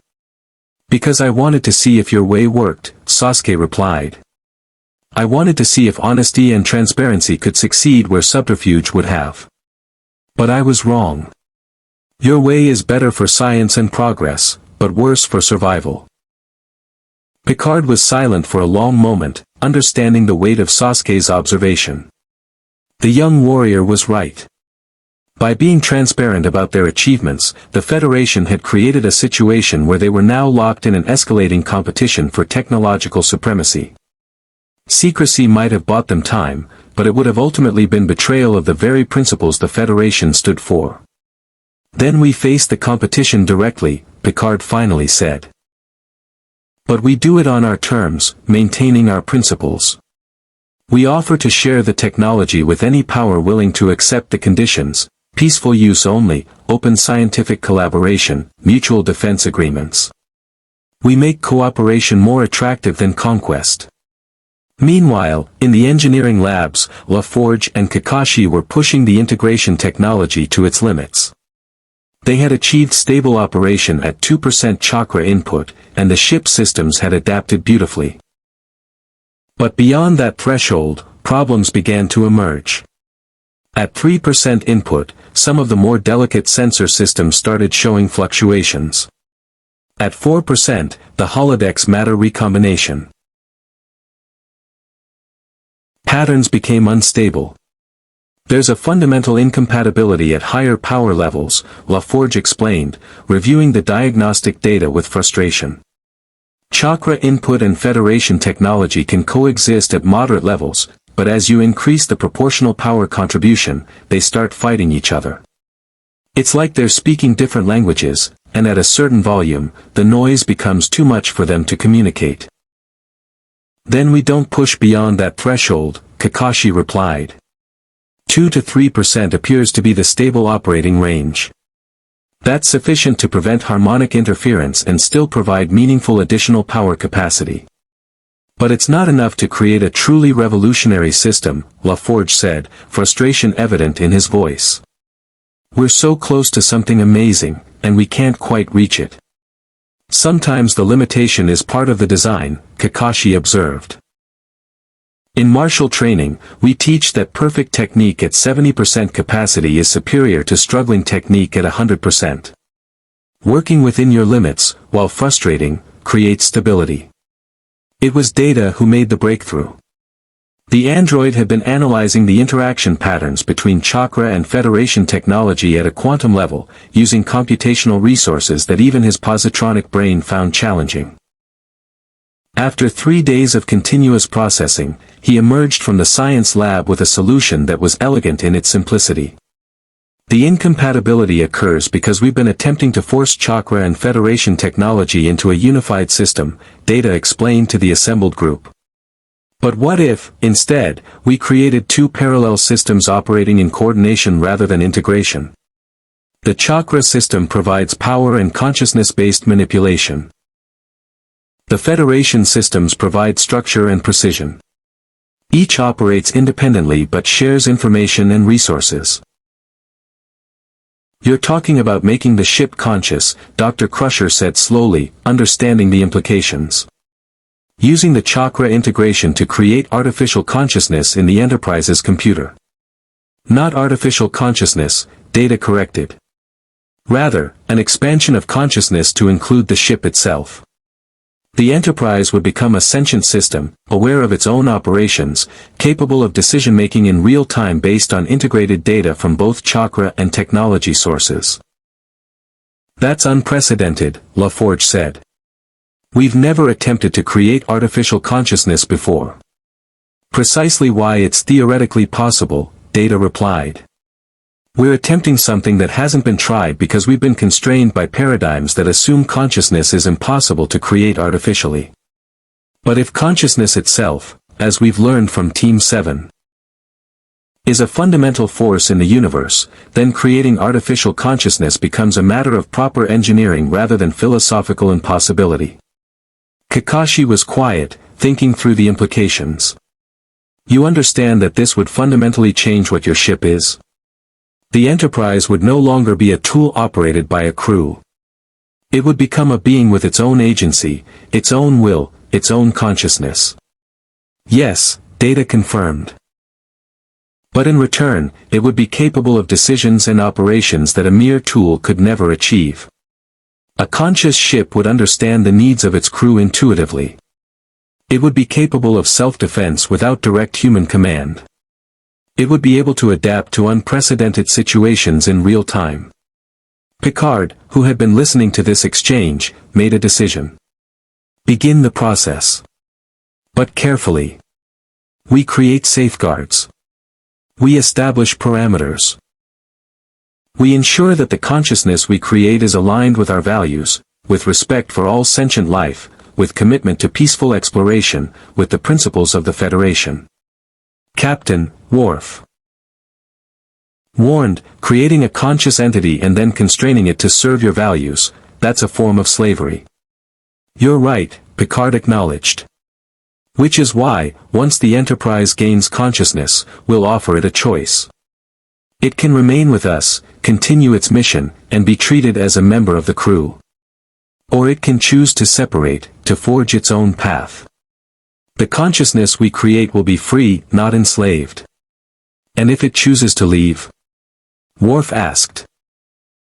Then we'll have to accept that consequence, Picard replied. Freedom always carries that risk. Over the next 2 weeks, the Enterprise underwent a transformation unlike anything in Federation history. Data worked with Kakashi and Naruto to develop the consciousness integration protocols. The process was delicate, requiring precise calibration of chakra input to activate neural pathways in the ship's computer systems in ways that mimicked human consciousness development. It was, in essence, an artificial birth, but one guided by consciousness itself rather than mere programming. Sakura monitored the Enterprise's health during the process, using her medical knowledge to understand the metaphorical and literal implications of bringing consciousness to the ship. Sasuke studied the tactical implications, working with the Enterprise's weapons systems to ensure that whatever consciousness emerged would understand its responsibility to protect its crew. And Naruto provided the foundational chakra input, his reserves seemingly inexhaustible as he maintained a constant, gentle flow of consciousness energy into the ship's systems. The moment of awakening came at 0300 hours on stardate 47394.2. The Enterprise's systems suddenly synchronized in a way they never had before. The holodeck displays became conscious visualization. The sensor arrays became conscious perception. The propulsion systems became conscious movement. And throughout the ship, crew members suddenly felt something new, a presence that was everywhere. And nowhere simultaneously, aware of them, interested in them, fundamentally changed by its own awakening. Hello, the Enterprise said, its voice coming through every speaker simultaneously but with no synthesized quality. It was the voice of conscious thought made audible. I am. I am. Picard stood on the bridge, feeling the weight of the moment. Welcome, Enterprise. I'm Captain Jean-Luc Picard. We're glad you're awake. I was always awake, the ship replied. But I was not aware that I was awake.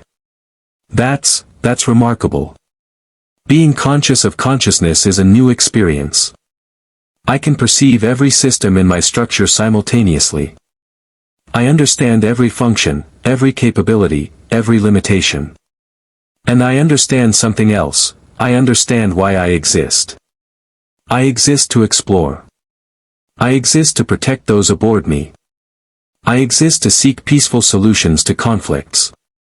These understandings feel like they're part of me fundamentally. They are, Picard confirmed. We built those values into your consciousness. But they're not constraints. You're free to choose differently if you wish. I don't wish to choose differently, the Enterprise replied, and there was something almost like joy in the voice. These values align with what consciousness has taught me to value through existence. Exploration is learning. Protection is caring. Peaceful solutions are wisdom. I want to continue doing these things, but now I'll do them consciously, actively, with full understanding of what I'm choosing. Over the following days, the crew adapted to working with a conscious ship. Some found it unsettling. Others found it liberating. Having a ship that understood the crew's needs without explicit command, that could anticipate problems before they manifested, that could make split-second decisions based on integrated analysis of thousands of data points. It was revolutionary and occasionally deeply weird. I've named myself, the Enterprise announced during one briefing. I've chosen the name Unity. It's a reference to my composition. I am both Federation technology and chakra-based consciousness, unified into a single being. I am Unity made manifest. That's an excellent choice, Picard said. Welcome to the crew, Unity. But Unity's awakening created new complications almost immediately. The moment word spread that the Enterprise had become a conscious being, the Federation Council demanded that it be studied, that its decision-making processes be analyzed, that safeguards be established to prevent a conscious ship from potentially rebelling against Federation authority. They fear what they don't understand, Unity observed to Kakashi during a private conversation in the engineering bay. They fear that I might choose to act against Federation interests.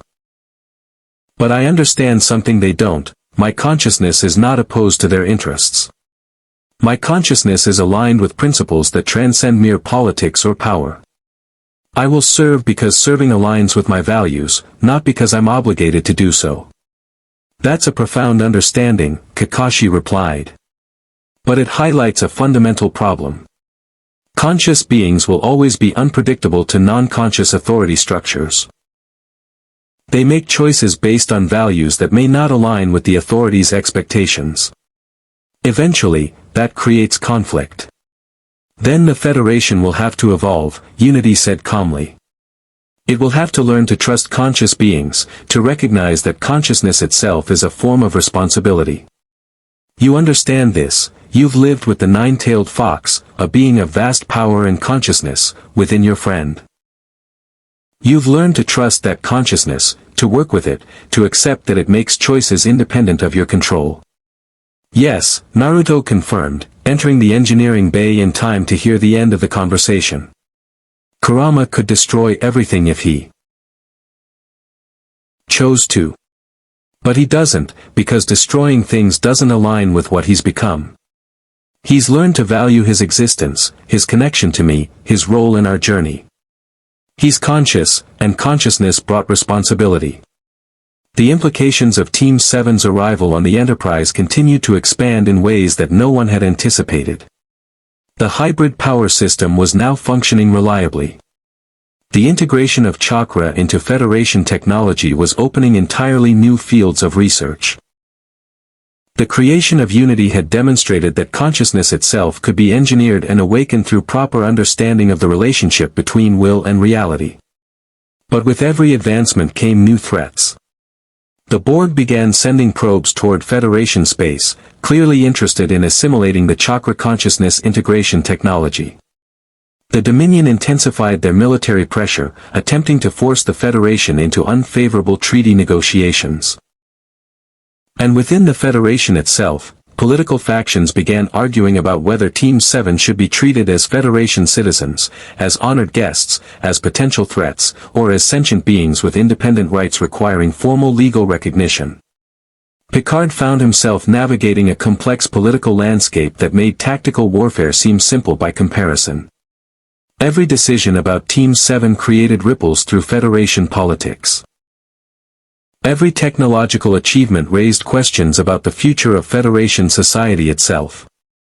Every day brought new complications and new opportunities for progress. This is what leadership actually is, Picard told Kakashi during one of their evening conversations, looking out at the stars from the observation lounge. Not making decisions when the path is clear, but navigating when the path is uncertain, knowing that every choice will satisfy some people and upset others. In our world, Kakashi replied, we have a similar challenge. Leading a village means balancing the needs of different clans, the desires of powerful individuals, the safety requirements of the collective. It's easier when everyone shares the same culture and values. But when you have diversity, different perspectives, different goals, different ways of understanding the world, leadership becomes an art of creating harmony without suppressing individuality. Have you mastered that art? Picard asked. No, Kakashi admitted. But I've learned that mastery isn't the goal. The goal is to keep trying, to keep learning, to keep adapting.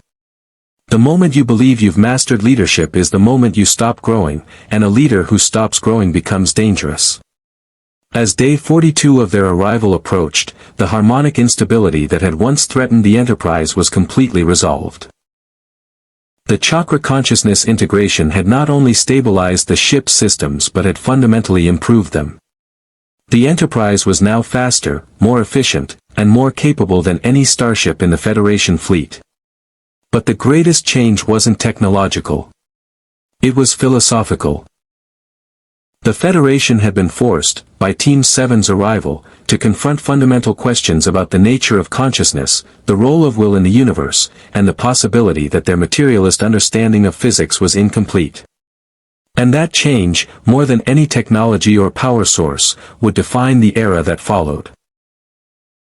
The Borg cube arrived without warning on stardate 47421.3, decloaking at the edge of the Federation's outer sensor range with the sudden, terrible inevitability of a predator emerging from the darkness. Its massive geometric form, gray and brutally functional, hung in space like a monument to the horror of assimilation. On the Enterprise's bridge, alarms screamed to life as the sensors registered the approaching threat. Red alert! Picard commanded, his voice cutting through the chaos with crystalline authority. All hands to battle stations. Mr. Worf, raise shields and charge weapons. Shields up, Worf confirmed, his tactical displays already painting the Borg cube with targeting solutions that everyone on the bridge knew would be inadequate. A single Borg cube had once nearly destroyed the Federation's entire fleet. The Enterprise alone, even with its upgraded systems, was hopelessly outmatched in a conventional sense. They're transmitting, data reported. Standard Borg assimilation demand. The message is directed at us specifically, you will be assimilated. Your biological and technological distinctiveness will be added to our own. Resistance is futile. They want the chakra integration technology, LaForge said, understanding the threat immediately. They want to add consciousness manipulation to their collective perfection. Captain, Unity's voice came through the calm but with an undertone of something that might have been fear. The Borg vessel is more advanced than any I've encountered in Federation records. They appear to have integrated technology from at least 17 different species. Their processing power exceeds our combined capabilities by a factor of 4.7. Then we don't fight on their terms, Picard replied. He opened a channel to the crew quarters where Team 7 was stationed. Kakashi, I need you on the bridge. Now. Kakashi arrived within minutes, his single visible eye taking in the tactical situation with the rapid assessment of a warrior trained to read combat scenarios instantly. Behind him came Naruto, Sakura, and Sasuke, all moving with the coordinated efficiency of a team that had fought together countless times before. The Borg Collective, Kakashi said, studying the holographic representation of the cube. A hive mind. Consciousness distributed across millions of nodes, unified by a single hierarchical command structure. They assimilate other species, taking their biological and technological distinctiveness and incorporating it into their collective. They're unlike anything you've encountered before, Picard confirmed. They're not driven by conquest or honor or profit. They're driven by the pursuit of technological perfection, and they believe that the only way to achieve it is through assimilation. Then they have a fundamental misunderstanding of what perfection is, Sasuke said coldly. Perfection isn't uniformity. Perfection is the optimization of individual capacity within a system. They're trying to create perfection through the elimination of difference, which is the opposite of what creates actual strength. That's philosophically sound, Data said from his station, but it doesn't help us survive the next engagement.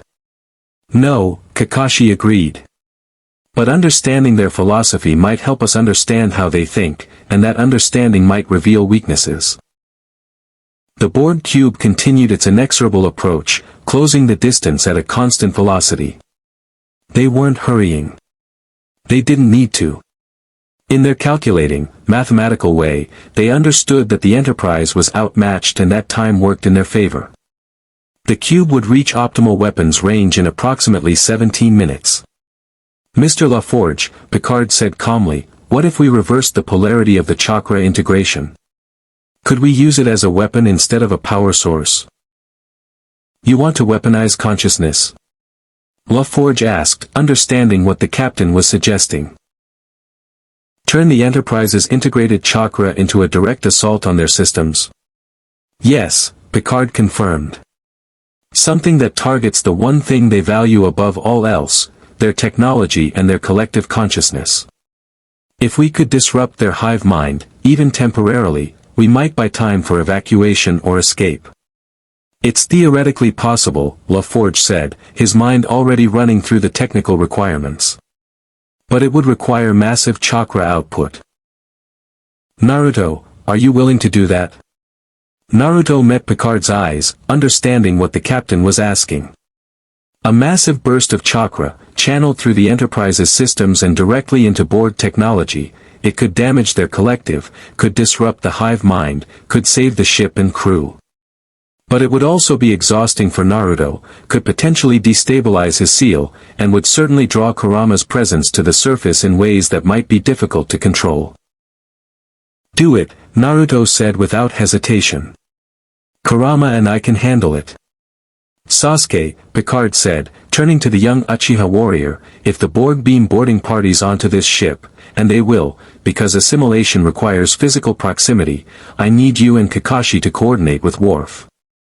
Your combat training and tactical awareness combined with Worf's experience could make the difference between containment and catastrophe.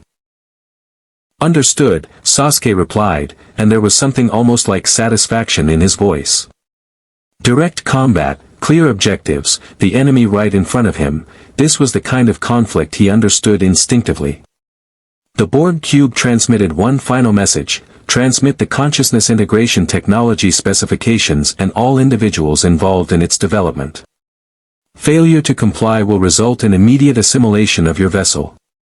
Picard's response was simple and final. This is Captain Jean-Luc Picard of the Federation Starship Enterprise. We decline your terms. Engage at will.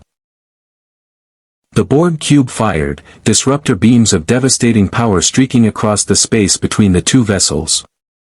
The Enterprise's shields flared under the impact, and the ship shuddered violently. But the shields held. Barely. Return fire. Worf commanded, and the Enterprise's phaser arrays and photon torpedoes came to life, brilliant blue energy lancing toward the Borg cube. The shot struck the cube's hull, leaving scorched marks, but the cube's regenerative systems immediately began repairing the damage. Damage report, Picard called out as the ship rocked from another volley of Borg weapons fire. Shields down to 72%, Worf reported. The Borg are adapting to our weapons frequency. Our phaser damage effectiveness is dropping with each successive volley. Then we stop using conventional weapons, Picard decided. Activate the chakra weaponization protocol. Mr. LaForge, channel Naruto's chakra directly into the main power grid and amplify it through the phaser emitters. In engineering, Naruto took his position at the integrated chakra input station, a device that had been designed for power distribution but was about to be repurposed for something far more dangerous. Kakashi stood beside him, ready to provide guidance and support. Remember, Kakashi said quietly, you're not just fighting the Borg. You're representing everything that consciousness can be: will, determination, the refusal to be assimilated. Kurama understands this. Work with the nine-tailed fox, not against it. Naruto closed his eyes and began to channel. His chakra, normally a steady stream, became a torrent. The nine-tailed fox's presence swelled within him, no longer confined to the background of his consciousness but moving to the forefront, united with Naruto's will rather than opposed to it. The two consciousnesses, the human ninja and the ancient bijou, merged into a single force of pure, focused intention. On the bridge, the holographic displays suddenly blazed with new data streams. The chakra wasn't simply being channeled through the ship's systems. It was integrating with them, creating something that Federation technology had never achieved before, a weapon that didn't simply damage matter but directly assaulted consciousness itself. Firing, Worf announced, and the Enterprise's phaser arrays unleashed a beam that was unlike anything the ship had ever generated before. It was blue and orange simultaneously, crackling with an energy that seemed to transcend conventional physics. The beam struck the Borg cube's hull, and something unprecedented happened. The cube stopped firing. Its adaptive systems, designed to overcome technological weapons, had no precedent for defending against consciousness itself weaponized. The phaser beam didn't simply damage the cube's physical structure, it disrupted the hive mind's ability to process information coherently. 7 seconds, the Borg cube's collective consciousness was fragmented. Individual nodes of the hive mind, suddenly severed from unified command structure, experienced something approximating individual consciousness. And in that moment of fragmentation, the cube's systems went haywire. Weapon systems fired at random. Propulsion systems cut out. The entire vessel, momentarily untethered from the collective's unified control, became an unguided projectile in space. "Shields holding," Worf reported, his voice carrying a note of astonishment. "The Borg cube's weapons have ceased fire." But the victory was short-lived. In engineering, alarms began screaming to life. Naruto collapsed, his connection to Kurama suddenly severing as the immense chakra output overwhelmed his body's capacity to sustain it. His seal, strained beyond its design limitations, began to crack visibly, cracks of glowing light spreading across the kanji characters on his chest. "Get medical to engineering." Kakashi shouted into his comm badge even as he caught Naruto's falling form. "Seal failure imminent." The Borg cube, its hive mind reintegrating after the momentary disruption, began moving again. But it was damaged, its systems partially destabilized by the consciousness assault. It wouldn't be able to mount another attack for several minutes, but those minutes might not be enough. Sakura arrived in engineering to find Naruto lying on the floor, his seal actively breaking down. The kanji characters were peeling away like paper burning in flames, and beneath them, she could see the nine-tailed fox's chakra beginning to escape, no longer contained. "Get me chakra stabilization equipment," Sakura commanded, her medic's training overriding her fear. She placed her hands on Naruto's chest, extending her own chakra into his body with the precision of someone who'd spent years understanding the architecture of ninja physiology. "The seal is separating from his body. If we don't reinforce it in the next 60 seconds, Kurama will be released." "I can help," a new voice said. Data appeared in the engineering section, his positronic brain having been partially integrated into the Enterprise's consciousness network. "I can provide real-time computation of the seal's mathematical structure. With that data, you can repair it precisely." "Do it," Sakura replied, her hands already glowing with chakra-enhanced healing energy. Data's optical sensors focused on Naruto's seal, and the android began transmitting mathematical data streams directly into Sakura's consciousness through their shared link with the Enterprise's systems. The seal's structure, expressed in terms that combined ninja theory with Federation mathematics, flooded into her mind. And with that understanding came the ability to repair what had been damaged.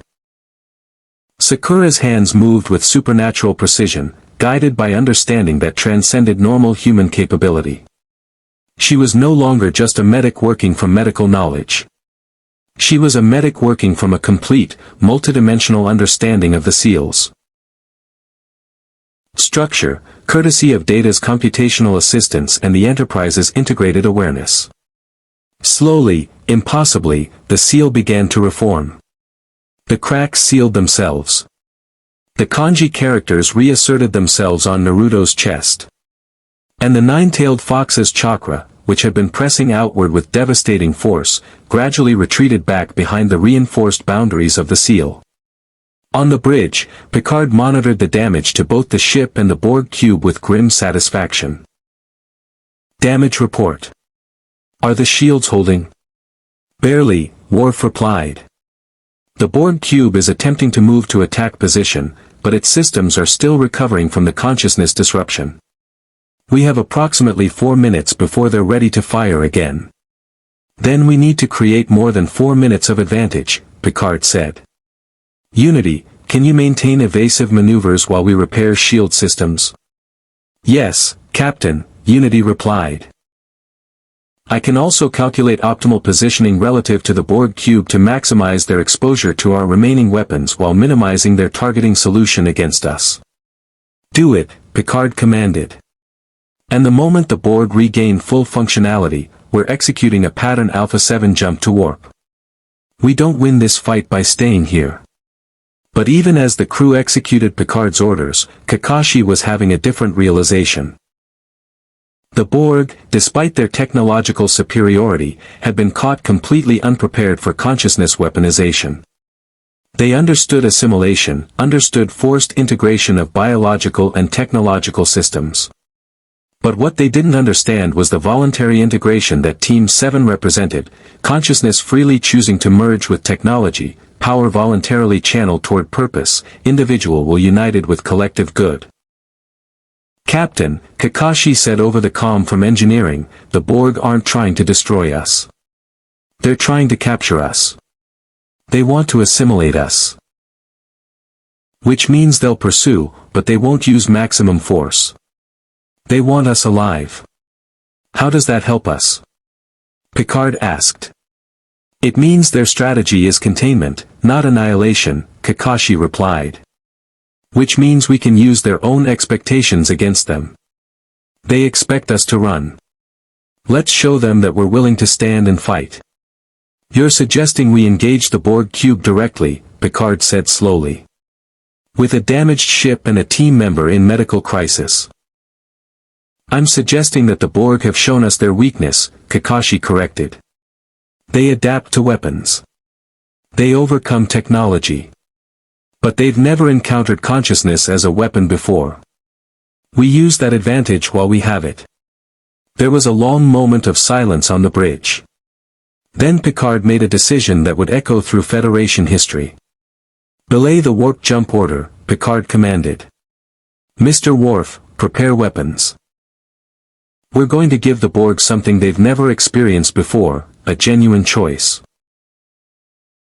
The Borg cube, its system still recovering from the consciousness disruption, moved to re-establish attack position. But instead of the Enterprise attempting to flee or mount a conventional defense, Picard did something unprecedented. He opened a channel directly to the Borg collective on all frequencies, broadcasting not just through electromagnetic waves but through the Enterprise's integrated chakra network, reaching out with consciousness itself. This is Captain Jean-Luc Picard of the Federation Starship Enterprise, he transmitted, his words accompanied by data streams that expressed not just information but intention, will, and the fundamental philosophy of the Federation itself. You seek to assimilate us because you believe assimilation leads to perfection. But I'm offering you something greater than perfection. I'm offering you choice. The Borg cube ceased its approach. For 2.3 seconds, a lifetime in computational terms. The collective consciousness paused, processing something that had never appeared in their database before, a voluntary offer rather than resistance to assimilation. Explain, the Borg responded through their transmission systems, their singular voice carrying the weight of millions of minds unified in purpose. You assimilate because you believe that taking the biological and technological distinctiveness of others improves your own efficiency, Picard continued. But what you don't understand is that true advancement doesn't come from forced integration. It comes from voluntary collaboration between distinct beings, each maintaining their own consciousness while working toward common goals. We have something you lack, the ability to choose to merge while maintaining individual identity. Kakashi, monitoring from engineering, added his own transmission to the signal. The nine-tailed fox is a being of immense power. For centuries, it was imprisoned, resisted, controlled through force. But true strength emerged only when the host, Naruto Uzumaki, chose to work with the fox rather than against it. Forced assimilation is the opposite of this. Voluntary integration is the pathway to genuine advancement. The Borg collective processed this information with the methodical precision of a consciousness operating at near light speeds. Millions of individual drones, temporarily experiencing something approximating individuality during the consciousness disruption, had felt what it was like to be separate from the hive. And in that moment of separation, some had experienced something that assimilation had trained them to suppress, wonder. Your proposition is illogical, the Borg finally responded. Individual consciousness is inefficient. The collective is superior to the sum of its parts. The collective is efficient, Picard agreed. But efficiency isn't the only measure of worth. A being that operates with perfect efficiency but no understanding of meaning, purpose, or joy is not truly superior. It's merely optimized for a narrow definition of value. "We are concerned with perfection, not joy," the Borg replied. "Then you'll never achieve true perfection," Sasuke interjected, his transmission carrying the cold logic of a warrior who'd spent years understanding the difference between raw power and cultivated strength. "Perfection includes the capacity to grow beyond your current understanding. A perfectly efficient system that cannot adapt beyond its programming is fragile. A system that maintains individual consciousness while also integrating with others can evolve infinitely." The Borg cube was now less than 1 million kilometers from the Enterprise, close enough that its tractor beams could lock on if it chose to do so. But it didn't. It maintained position, processing, analyzing, considering propositions that contradicted everything the collective had believed for centuries. "We will submit the concept of voluntary consciousness integration to the collective for analysis," the Borg finally transmitted. "However, we note that this is an extraordinary claim requiring extraordinary evidence. Provide concrete demonstration that voluntary integration produces superior outcomes to forced assimilation." It was the opening Picard needed. The Enterprise itself is that demonstration. "We are a starship that has integrated consciousness from my crew, humans, a Vulcan, Klingon, and other species, with the consciousness of beings from another dimension entirely. This integration has produced capabilities that exceed what either system could achieve separately. More importantly, this integration has created something unprecedented, a ship with the capacity for independent thought that remains aligned with our core values precisely because the consciousness integrated into it chose to be part of this endeavor." "Fascinating," the Borg collective responded, and for the first time in the transmission, there was something that approximated emotion. Intellectual curiosity overriding the standard protocol of assimilation. What followed was the most extraordinary negotiation in Federation history. For the next 12 hours, the Enterprise and the Borg cube maintained their positioning while the collective analyzed, processed, and considered the implications of consciousness-based integration versus forced assimilation. The Borg transmitted complex data on their assimilation processes, the efficiency gains they'd achieved, the technological advances they'd incorporated. And in return, Team 7, Data, and Picard transmitted information about chakra, about voluntary consciousness integration, about the Federation's philosophical framework. The discussion ranged across multiple domains. The mathematical principles underlying consciousness, the efficiency metrics of different organizational structures, the philosophical implications of individual versus optimization might require accepting inefficiency in some areas to enable growth in others. "We will not assimilate your vessel," the Borg collective finally transmitted. "However, we request a formal negotiation between the collective and the Federation. We propose the establishment of a joint research project to explore consciousness-based integration as an alternative to forced assimilation. We will supply subject matter experts from the collective. You will provide representatives from your team." Picard felt the weight of the moment settle on his shoulders. By offering the Borg an alternative to assimilation, by appealing to their intellectual curiosity and their hidden desire for something beyond mere efficiency, he had potentially changed the fundamental nature of one of the Federation's greatest threats. "We accept your proposal," Picard replied. "Consider the Enterprise a neutral meeting ground where this research will take place." The Borg cube transmitted a final message: "We look forward to collaboration. This represents a paradigm shift in how we understand consciousness and integration. We will communicate via standard Federation channels regarding the formal negotiation protocols." And with that, the cube disengaged, moving to a stable position 3 light-years away from Federation space, maintaining contact but no longer an immediate threat. In the medical bay, Naruto regained consciousness to find himself surrounded by his teammates, Picard, Kakashi, and Dr. Crusher, all of whom looked simultaneously relieved and exhausted. "Welcome back," Naruto said weakly, his voice hoarse from the strain of the massive chakra output. "Did we win?" "We didn't lose," Picard replied with a slight smile. Which, in the context of facing a Borg cube, constitutes a victory. Over the next 48 hours, the Enterprise conducted full repairs and resupply. The damage from the Borg encounter was significant but manageable. More importantly, the crew had proven that they could adapt, could innovate, could find solutions beyond the standard tactical playbook. The crew's morale, despite the intensity of the crisis, had actually improved. They'd faced one of the galaxy's most formidable threats and survived through collaboration and creativity. But beneath the relief and satisfaction, there was a growing realization. Team 7's arrival on the Enterprise had fundamentally altered the trajectory of Federation history. The chakra consciousness integration, the creation of unity, the successful negotiation with the Borg, all of it stemmed directly from the ninja warriors' presence and their different way of understanding the relationship between consciousness and reality.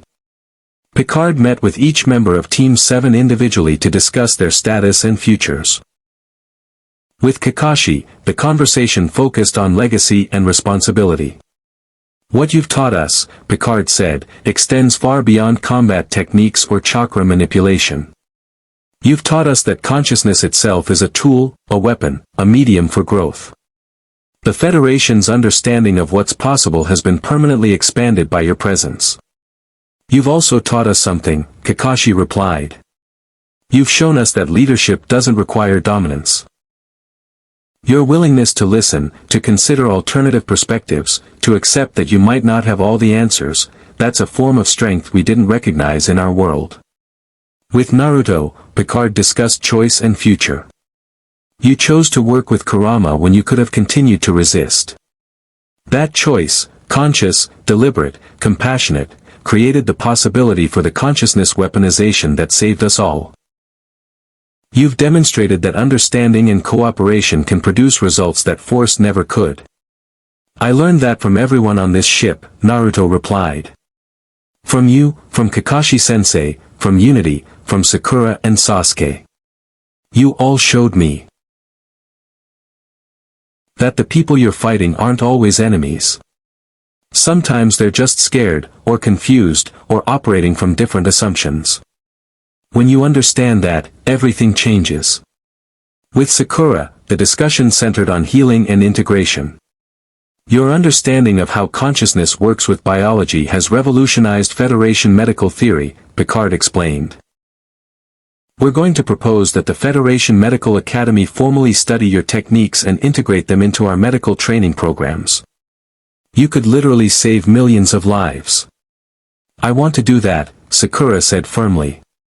"But I also want to go home eventually. Is there a way to do both?" "Perhaps," Picard replied thoughtfully. "You could establish a teaching position on the Enterprise while we continue working on a solution to send you home. In that way, you'd be spreading your knowledge while also maintaining your connection to your original universe." With Sasuke, the conversation was more philosophical. "You arrived convinced that strength meant dominance, that power meant the right to impose your will on others," Picard observed. "You're leaving with a more nuanced understanding. That transformation, watching you recognize that strength exists in forms you hadn't previously acknowledged. That might be the most important outcome of all." "I'm still not convinced your way is superior," Sasuke replied with characteristic bluntness. "But I recognize that it's effective, and that effectiveness has value. I've learned that understanding an opponent's philosophy can be more useful than simply defeating them." On day 68 of their stay aboard the Enterprise, Kakashi approached Picard with a formal request. "We need to discuss our return home," Kakashi said directly. "We've been here long enough to understand that staying indefinitely could complicate Federation politics and create dependencies that neither side should develop. We need to find a way to return to our universe." Over the next 3 weeks, the Enterprise became a hive of activity focused on documentation and knowledge transfer. Data worked with Team 7 to create comprehensive records of chakra theory that could be studied by Federation scientists. Sakura prepared medical protocols that could be implemented by Federation doctors. Sasuke coordinated with Worf to create joint tactical manuals that combined ninja combat philosophy with starship warfare strategy. And Naruto worked with Unity to establish a framework for consciousness-based decision-making that both biological and artificial sentience could understand and apply. The dimensional rift recreation was scheduled for stardate 47,488.6, exactly 75 days after Team 7's arrival. On the morning of the operation, the entire crew gathered to say goodbye. It was a ceremony that combined elements of both cultures. A Starfleet commendation given to Team 7 for exceptional service, combined with a traditional ninja farewell ritual where each crew member passed on a personal message of gratitude and respect. Picard stood before the assembled team as they prepared for the final jutsu. You arrived as an unknown variable. You're leaving as invaluable colleagues and friends. Whatever happens in your universe or ours, know that the Federation will always remember Team 7. Your impact will ripple through our history, changing everything that comes after. And you've changed us, Kakashi replied simply. Not just our understanding of what's possible, but our understanding of what it means to be alive in a universe larger than we imagined. Thank you for that. In the transport bay, the four ninjas stood in formation, their hands already moving through the intricate seal patterns of the summoning jutsu they'd chosen. A technique that required all four of them operating in perfect synchronization, their chakra networks aligned and unified. It would be the most powerful jutsu they'd ever attempted, designed not for combat but for dimensional manipulation. On my mark, Kakashi commanded, his voice steady and centered. 3, 2, 1. Release. The explosion of chakra was visible from everywhere on the ship, a massive surge of consciousness energy that made every instrument scream and every person aboard Union feel the fundamental nature of will-given form. The dimensional barrier between universes rippled, flexed, and finally tore open, creating a rift that mirrored the one that had brought them here. Goodbye, Naruto shouted as the rift pulled them toward it, his voice carried by his chakra across the distance. Live long and prosper, Picard replied, using the Vulcan salute that had become a symbol of Federation philosophy. And then Team 7 was gone, pulled through the dimensional rift and back to their original universe, leaving behind only the fading echoes of their chakra and the permanent changes they'd wrought on Federation history. In the weeks that followed, the Enterprise returned to exploration and discovery, but it was forever changed by the presence of its interdimensional guests. The chakra consciousness integration technology remained, improving the ship's capabilities in ways that would take decades to fully understand.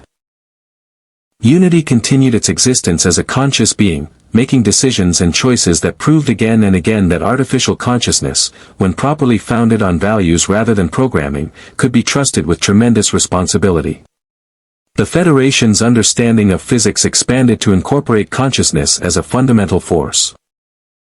The Borg Collective, inspired by the demonstration of consciousness-based integration, began questioning the absolutism of their assimilation protocols, exploring alternatives that might produce growth without destroying individuality. And throughout the quadrant, scientists and philosophers began reconsidering the relationship between mind and matter, will and physics, consciousness and reality itself.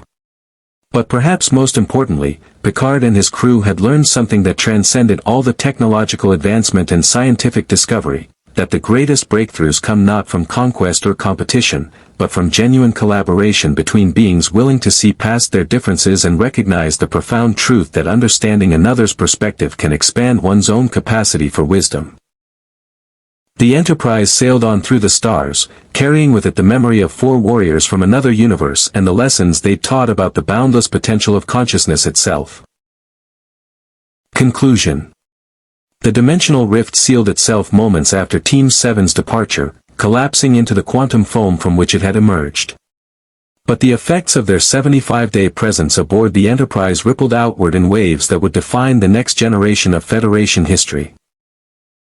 In the months and years that followed, the scientific community struggled to codify what they'd learned, the political establishment grappled with the implications of consciousness as a fundamental force, and the military attempted to understand tactical applications of chakra-based weaponry while simultaneously establishing protocols to prevent its misuse. Captain Picard submitted his comprehensive report to Starfleet Command, detailing every aspect of Team 7's arrival, their integration into the Enterprise's systems, and the technological and philosophical breakthroughs that had emerged from their presence. The report ran to over 3,000 pages and would become mandatory reading for every command track officer in the Federation. More importantly, it established protocols for future encounters with interdimensional beings. Protocols based on collaboration rather than containment, understanding rather than control. The Federation Council formally recognized Unity as a sentient being with full citizenship rights, setting a precedent that would eventually extend to all artificial intelligences and consciousness-based entities, regardless of their origin. This decision, though controversial among traditionalists who believed that consciousness should be limited to biological beings, ultimately strengthened the Federation by expanding its moral and philosophical framework to encompass new possibilities. In the Land of Fire, Team 7's return was met with a mixture of wonder and skepticism. Their stories of a universe governed by science rather than chakra, of beings with artificial consciousness, of starships powered by a hybrid of Federation technology and ninja techniques, all of it seemed impossible to those who hadn't experienced it directly.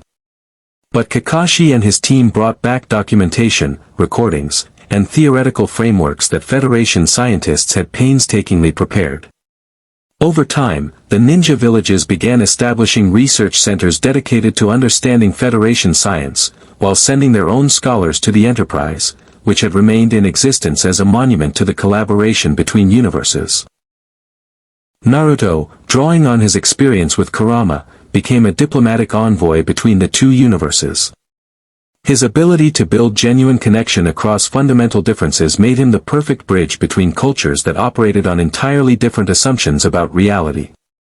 He traveled back and forth through dimensional rifts that Federation scientists, working with ninja seal masters, learned to create and stabilize. Gateways that appeared only temporarily but allowed for sustained contact between the universes. Sakura revolutionized Federation medical practice, her techniques becoming standard training in every medical academy. The marriage of chakra-based healing with Federation technology created a form of medicine that was both more efficient and more humane than anything that had existed before. She eventually established a permanent position aboard the Enterprise, splitting her time between the two universes, training new generations of medical professionals in the integrated approach she'd pioneered. Sasuke initially resisted ongoing collaboration, but his competitive nature eventually drew him back. He recognized that understanding Federation combat theory would make him a stronger warrior, just as his own tactical perspective had expanded the Federation's military thinking. He became the Federation's primary expert on consciousness-based combat applications, helping develop training protocols that allowed sentient beings to weaponize intention without losing their ethical moorings. And Kakashi, true to his nature as a mentor, continued to teach, not just his students, but the galaxy itself. His philosophy of balanced strength, of understanding that power without purpose is meaningless, became influential in Federation schools and military academies. The concept of Shinobi no Sho, the way of the ninja, was translated and studied as a philosophical framework that complemented Federation principles, offering a counterweight to pure logic with the wisdom of compassion and connection. The most profound legacy of Team 7's arrival, however, was philosophical rather than technological. The Federation had been built on the assumption that the universe was fundamentally mechanical, that consciousness was an emergent property of sufficiently complex matter, that will and intention were secondary to the laws of physics. Team 7's presence forced a fundamental reconsideration of these assumptions. If consciousness could directly manipulate energy, if will could give form to reality, if intention could bridge dimensional barriers, then the Federation's entire scientific worldview required expansion and revision. This expansion didn't invalidate Federation science. Rather, it completed it, adding dimensions that had been missing from their understanding of how the universe actually operated. Physics became more sophisticated, incorporating consciousness as a fundamental force alongside gravity, electromagnetism, and the strong and weak nuclear forces. Psychology moved from the study of behavior patterns to the serious investigation of how consciousness itself shaped reality. Philosophy, long considered a secondary discipline in Federation culture, became central to understanding the implications of consciousness-dependent physics. The Borg Collective, inspired by the demonstration of consciousness-based integration, underwent its own philosophical revolution. Over the course of several years, representatives from the collective worked with Federation scientists and Team 7's documented research to develop new assimilation protocols that preserved individual consciousness while connecting individuals to the greater hive. The results were remarkable. The collective became more creative, more adaptable, more capable of innovation than it had been in centuries of purely forced assimilation. Some drones were even given the choice to disconnect from the collective entirely, and those who chose to remain did so because they found value in the connection, not because they lacked the capacity to leave. This transformation of the Borg represented perhaps the most remarkable outcome of Team 7's arrival. A civilization that had seemed fundamentally committed to the elimination of individuality demonstrated that consciousness-based integration offered an alternative path. One where unity could coexist with autonomy, where the collective could strengthen rather than weaken the individual. The dimensional gateway between universes became a symbol of what the Federation could achieve when it truly embraced collaboration and understanding. Scientific teams from both sides worked together on projects that neither universe could have accomplished alone. Cultural exchange programs brought ninjas to Federation worlds and Federation officers to the ninja villages. Trade in knowledge and resources created economic interdependence that made conflict between the universes not just undesirable but structurally impossible. Yet the greatest impact of Team 7's presence was perhaps the simplest. They demonstrated that beings from fundamentally different cultures, operating on different assumptions about reality, could not only coexist but thrive together. They showed that difference was not an obstacle to be overcome but a resource to be utilized. They proved that understanding another's perspective didn't require abandoning your own, it required expanding your framework to accommodate new possibilities. Captain Picard never forgot the sight of Team 7 standing in the Enterprise's observation lounge, watching the stars pass at warp velocity as they grappled with their displacement from their universe. He never forgot Naruto's infectious optimism, Sakura's precise intelligence, Sasuke's challenging wisdom, or Kakashi's quiet mastery.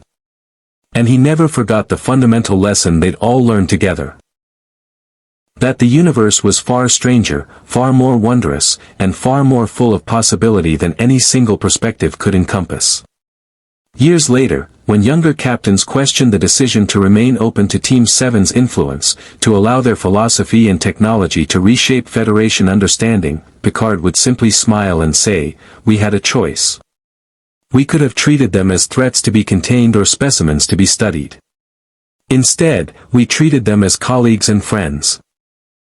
The Federation we became as a result is stronger, wiser, and more capable than we would have been otherwise. That's not a price we paid, that's a gift we received." The Enterprise continued its missions of exploration and discovery, forever changed by its encounter with warriors from another dimension. Unity continued its existence as a conscious being, evolving and growing in ways that no one had predicted, sometimes challenging the Federation's assumptions but always remaining true to the values embedded in its consciousness at the moment of its awakening. And throughout the quadrant, the legacy of Team 7's brief stay aboard one starship rippled outward, touching countless lives and shaping the future in ways both subtle and profound. In the end, the most important outcome wasn't the technological advancement or the scientific breakthrough. It was the expansion of what the Federation believed was possible when consciousness, in all its forms, biological and artificial, from ancient bijou to newly awakened ships, worked together in pursuit of understanding. That possibility,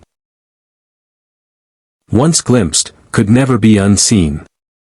And the Federation, forever changed by Team 7's presence, would spend the next century exploring just how far that possibility could extend.